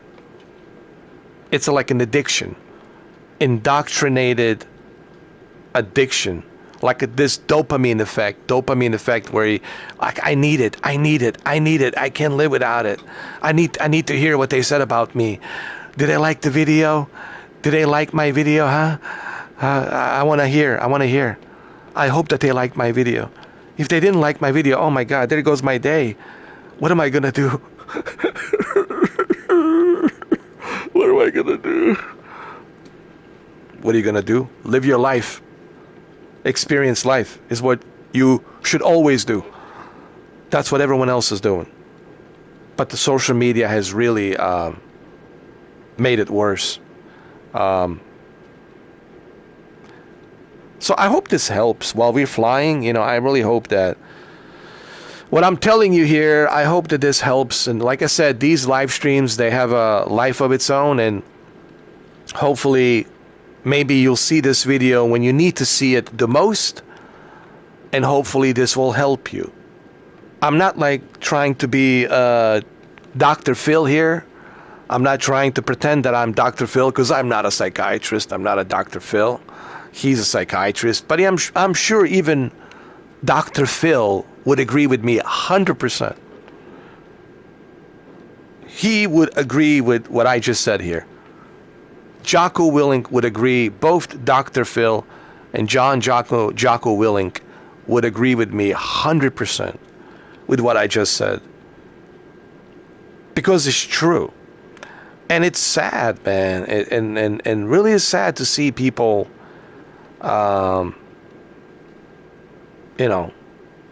addicted to this social media. And TikTok is the worst. Oh my God, man. TikTok has to be the worst. Good God.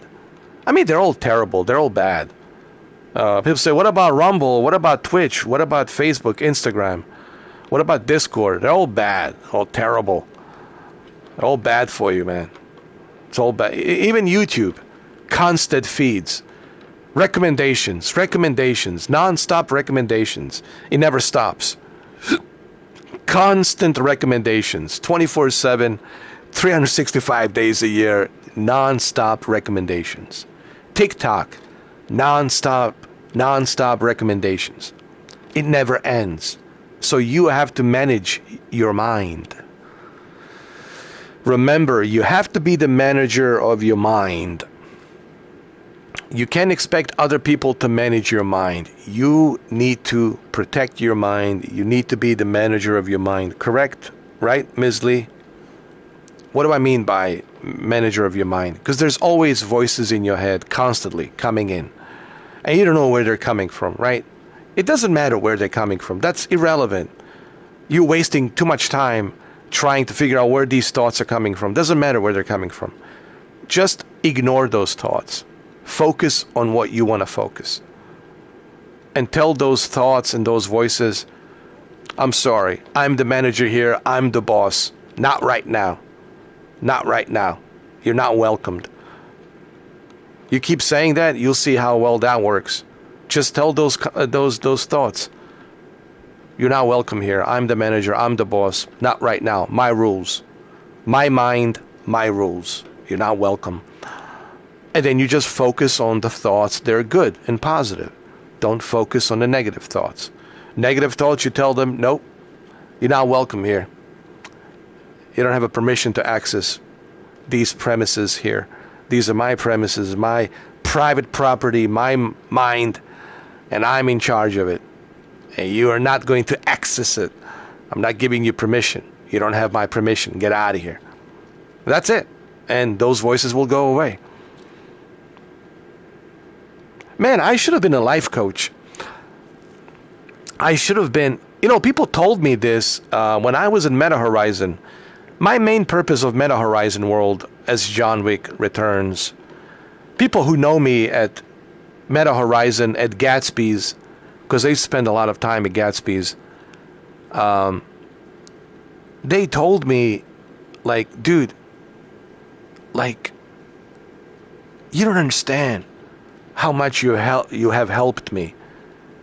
Even all the ladies that I met, they told me how much you have helped me. Even though I don't know you personally, I just know you as an avatar, as John Wick.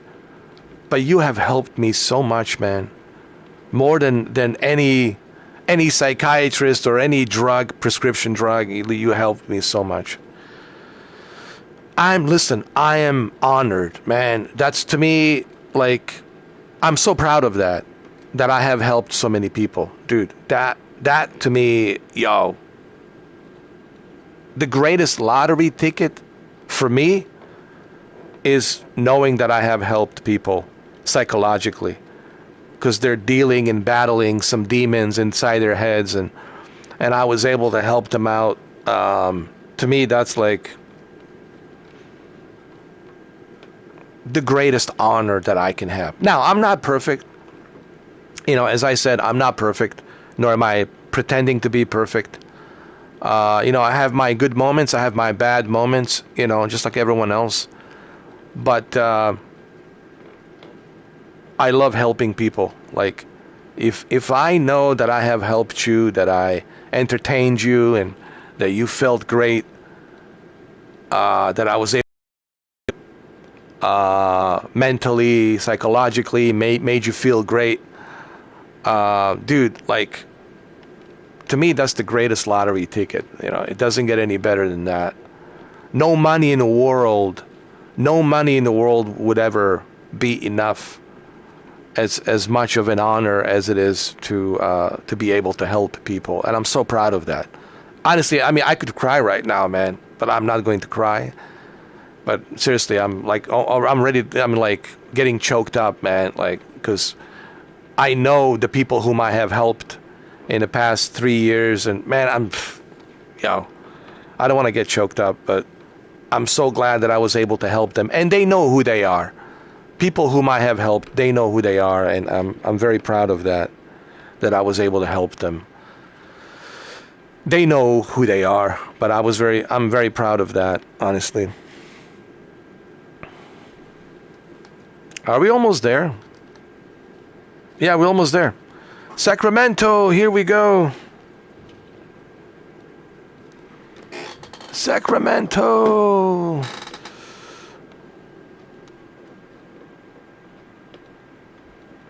That's to me is the greatest accomplishment. People ask me, what is your accomplishment? Helping people, man. Knowing that I helped people, to me, it's the accomplishment. The greatest accomplishment is knowing I helped people, I made people happy, and I made a difference in their life when they needed me the most. I was there. To me, that's what it's all about, man. But in terms of regrets, I have no regrets. As I said to you earlier, I don't live in regrets, because to me, life, it's all about experience. Even this experience that you are experiencing with me right now, that's an experience, right? And you're going to say, man, isn't this a great experience, this live stream? I never expected this live stream to be like this. Him flying and then telling me all of this. That's the experience. That's what life is about. The experience. You know, it's not about how big is your house, how fancy is your car, how much money you have in your bank account. That's the least important. That will not make you happy. Remember, the money doesn't necessarily buy you happiness. It certainly buys you a blanket, an umbrella of insurance, right? So you don't have to worry about the financial anxiety, right? So you get that blanket and umbrella of, you know, financial peace. We don't have to worry about any financial anxiety, but doesn't necessarily means that it's going to make you happy. Maybe I should write a book about this. Honestly, maybe I should, but I don't have the money, you know, to write a book. But maybe one day, maybe I will write a book and you know, because there's so much that I have in my head that you guys don't know that I can help you. And the best way I can express that is probably through a book.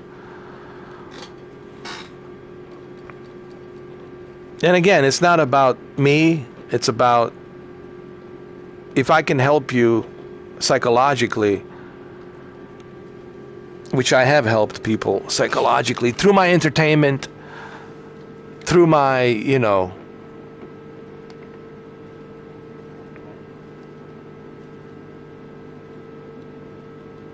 comedy and my persona.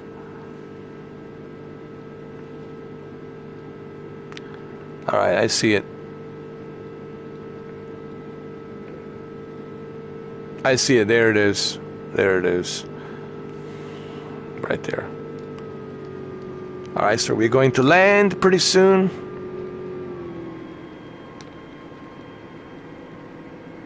Welcome to Sacramento. I told you it's a short flight. It's not a long flight.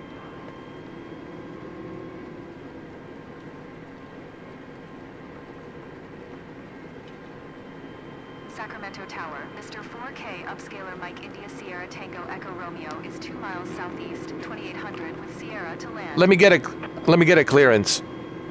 Mr. 4K, upscaler Mike India Sierra Tango Echo Romeo, Sacramento Tower. Altimeter 29902. Fly left traffic runway 22. Fly left downwind runway 22 left. Mr. 4K, upscaler Mike India Sierra Tango Echo Romeo. Okay, we got the clearance. Remember, you have to get a clearance to land. But we need to make a turnaround here.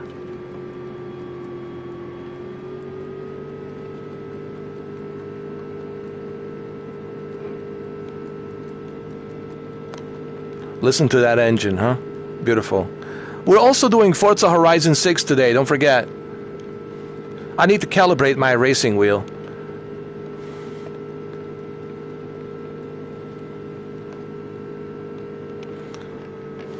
So we'll be doing like a bunch of Forza Horizon 6 and Flight Simulator.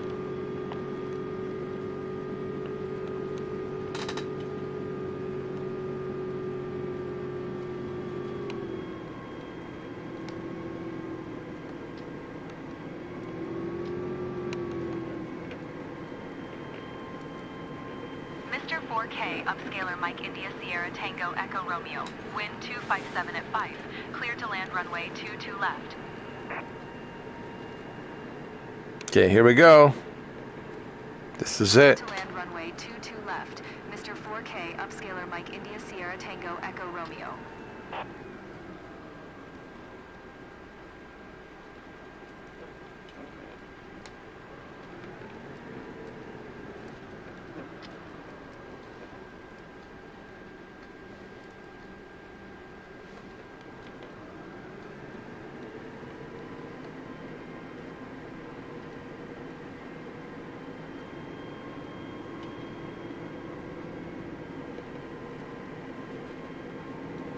Oh, no, no, no. No, no, no, no, no. Jesus, Jesus, Jesus. No, no, no, no, no.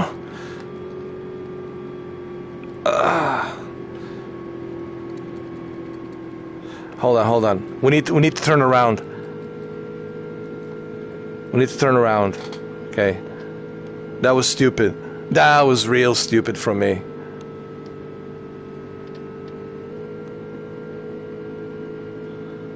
That was real stupid. I know.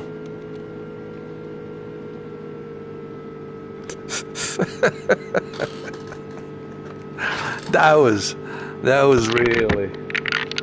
really stupid. But we won't make the same mistake, don't worry. Like, I knew, like, no, I can make that turn. Don't worry. I got it. We're good. We're good. Everyone just relax. We're good here.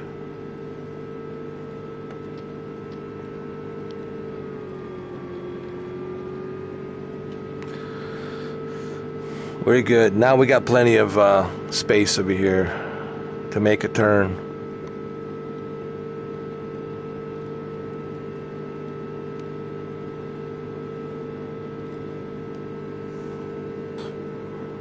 There we go. There we go.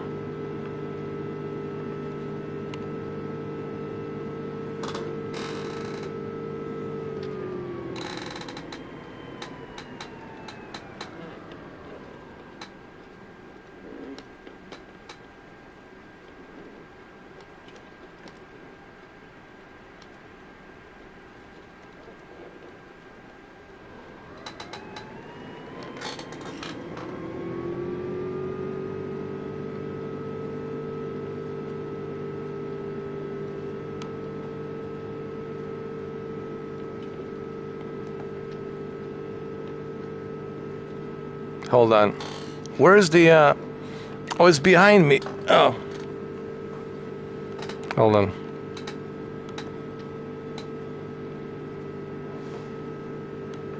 It's okay, it's right behind me. I just need to make one more turn over here.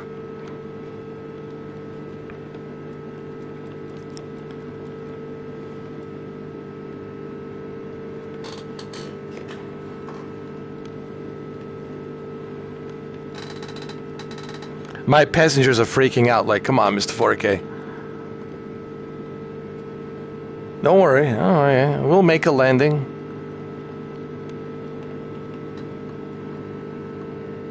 You just have to trust me.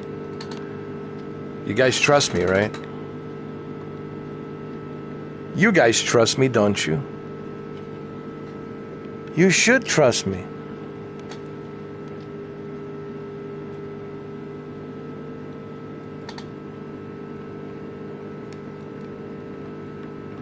See?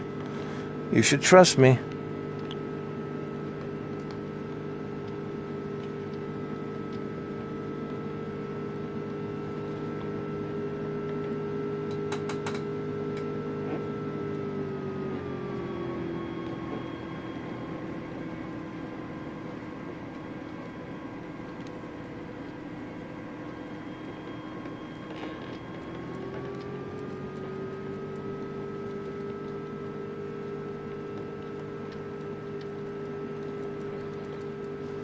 Oh, come on, come on, come on.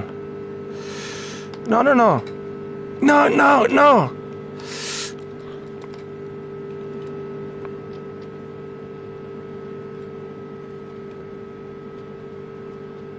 Come on, come on. No, no, no.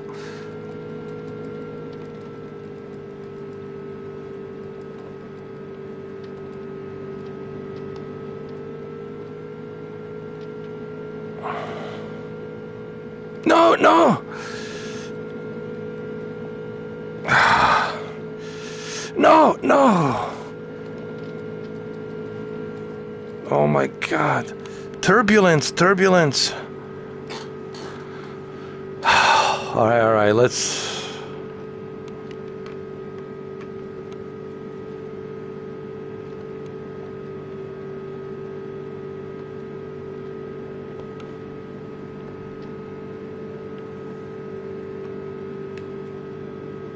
Okay, this time around I got it. All right. Everybody relax. Everyone's freaking out like, no. Don't freak out. Just, you know, a little bit of turbulence, you know. We'll be all right. Okay. I know what to do.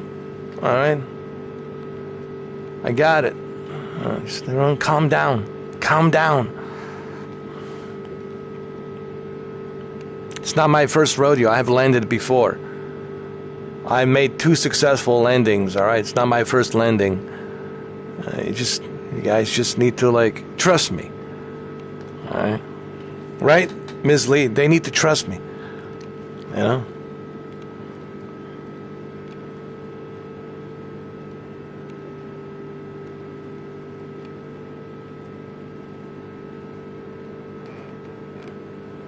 Don't worry. I'll make plenty of space.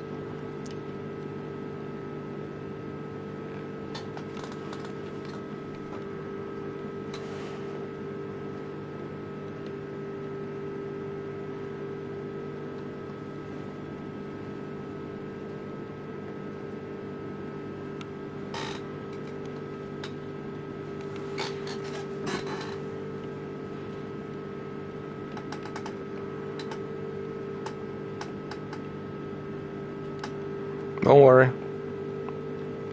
Everyone relax. Relax. Relax your anus, alright? Relax your anus. Alright? Everything's good. Everything's good. Everything's hunky-dory. Everybody just relax. Just relax. Relax. Relax. It's good. Yeah, we're good. No, just needs to calm down.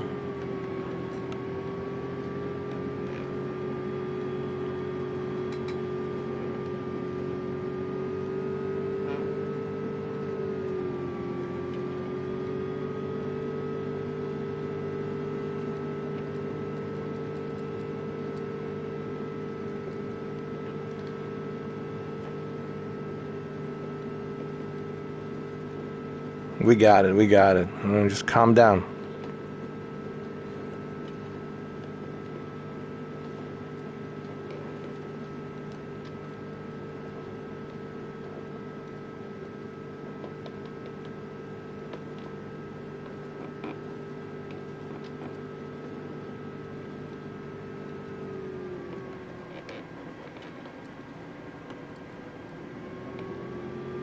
No. Calm down, calm down. What's going on? Why is this happening?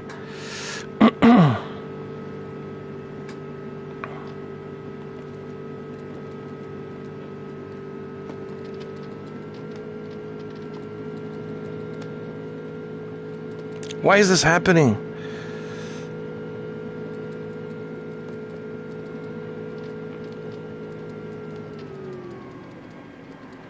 Why is this happening? Oh, no. Oh my God.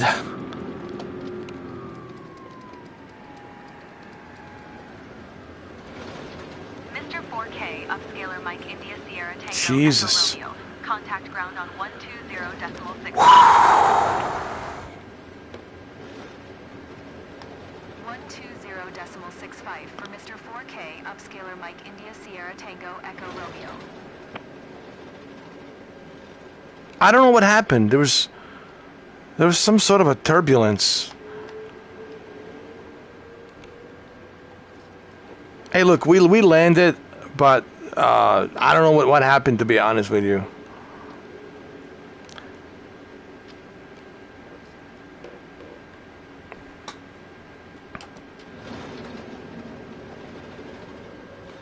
Sacramento ground, Mr. 4K, upscaler Mike India Sierra Tango Echo Romeo. Request taxi to parking. Mr. 4K, upscaler Mike India Sierra Tango Echo Romeo, taxi to general aviation parking using taxiway Alpha. UPS 9052, turn next taxiway. I really don't know what happened, to be honest with you guys. It's Taxiway Alpha. Mr. 4K, upscaler Mike India Sierra. for some reason I've been getting a turbulence at the very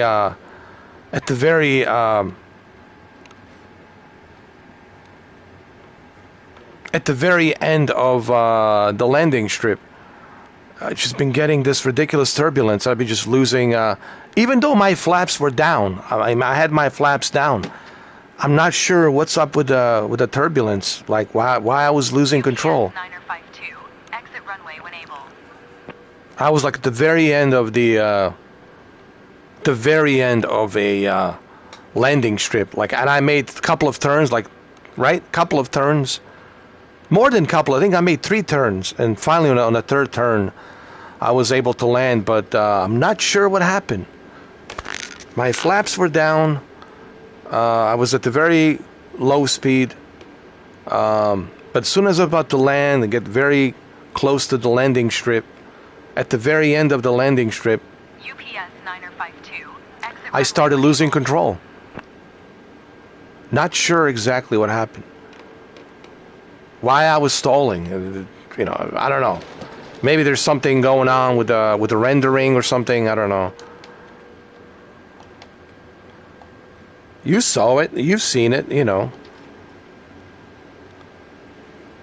But But look, I managed to do the best I can with what I can, you know. At least I was able to land, even under the circumstances.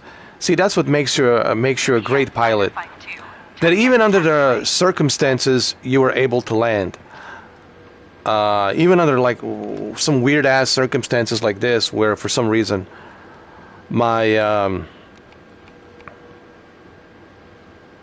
my plane started just, you know, losing control for no reason. As I was getting close to the landing strip, as I was getting close to the end of the landing strip. UPS 952, exit runway when able. And I don't know why UPS that was 952, happening. Contact ground on 120.65. I really don't know why was that happening. As soon as I was about to get close to the landing strip, at the very end of the landing strip, 0.65, UPS 952.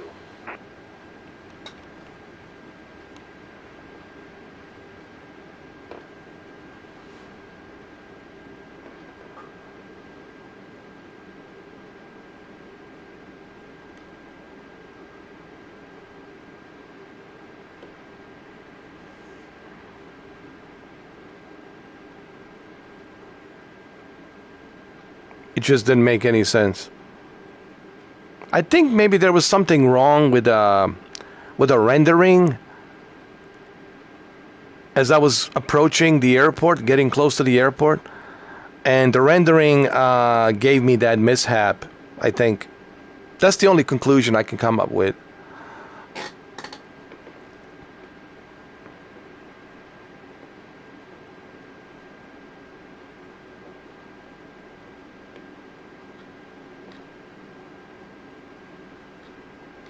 This is it.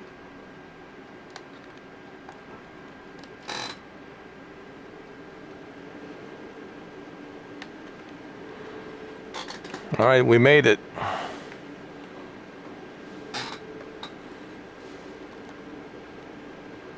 Let me turn on the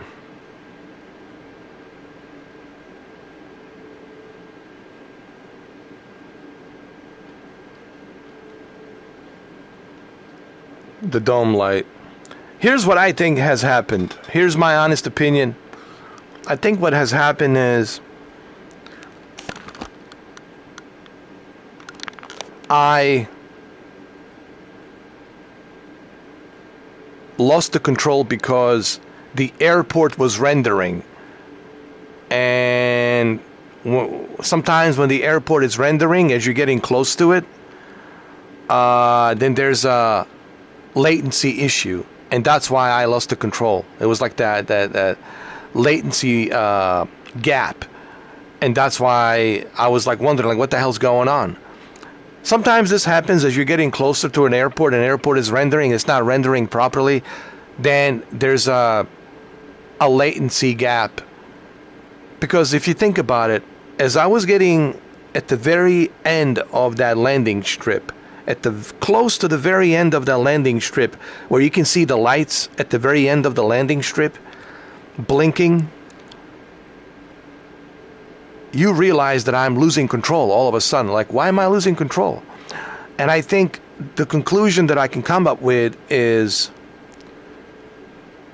the rendering, and that's why that gap latency was happening. But hey, it doesn't matter. We landed. It was a great live stream. We talked about a lot of different things, and we landed here, so you know, that's all that matters, is that we made it.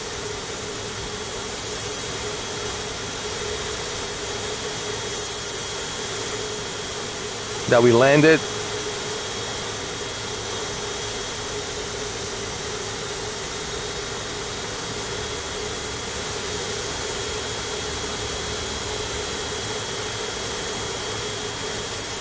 Right? Right? That's all that matters.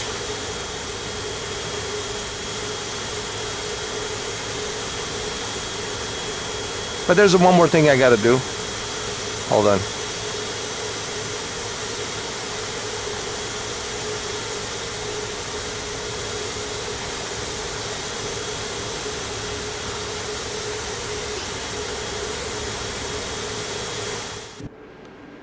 All right, one more thing I have to do.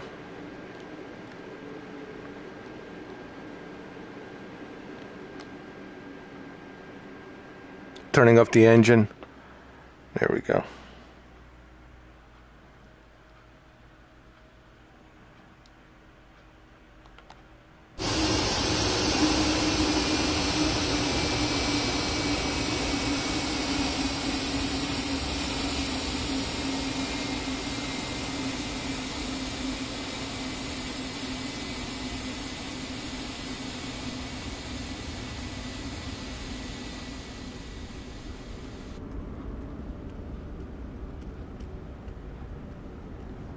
I still consider this a successful landing, because here we are, we made it.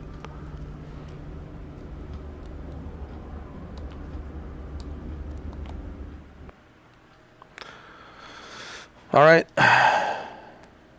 turn off the cabin lights.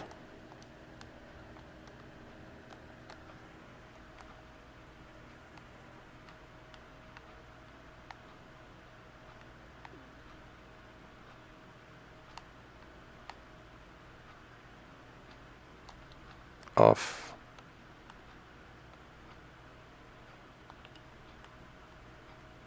Okay, we're good. So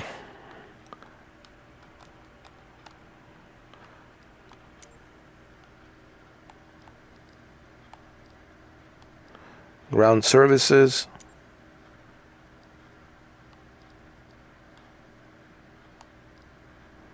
No, we good. We're good. Yeah, we're good. We're done. We arrived at our destination, yet another successful trip.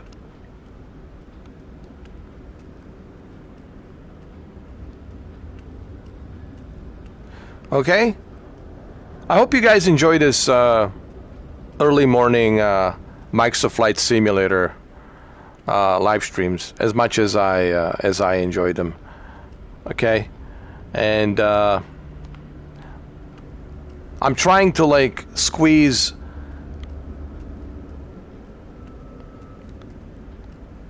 Microsoft Flight Simulator 2024 live stream in between Forza Horizon 6. So, and I think the best way to do it, it's like in the morning. I love doing these nightly morning trips, man. I just love it. I love it. Anyway, I hope you guys enjoy this.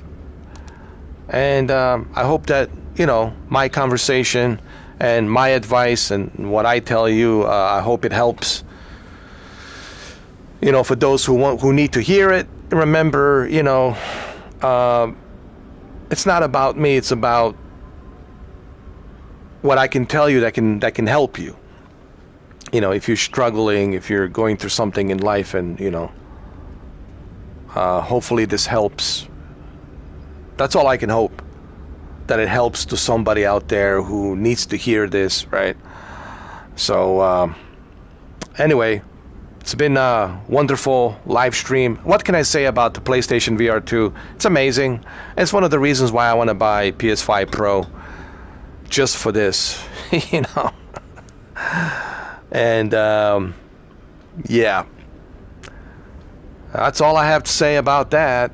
Thank you guys, and I will see you later with Forza Horizon 6. It's Friday, all right? It's a Memorial Day weekend, all right? And happy Memorial Day weekend to all of you. Memorial Day, it's on Monday. So everybody's taking a 3-day weekend. So it's a Memorial Day weekend, and I wish you guys all a happy Memorial Day weekend. Thank you very much.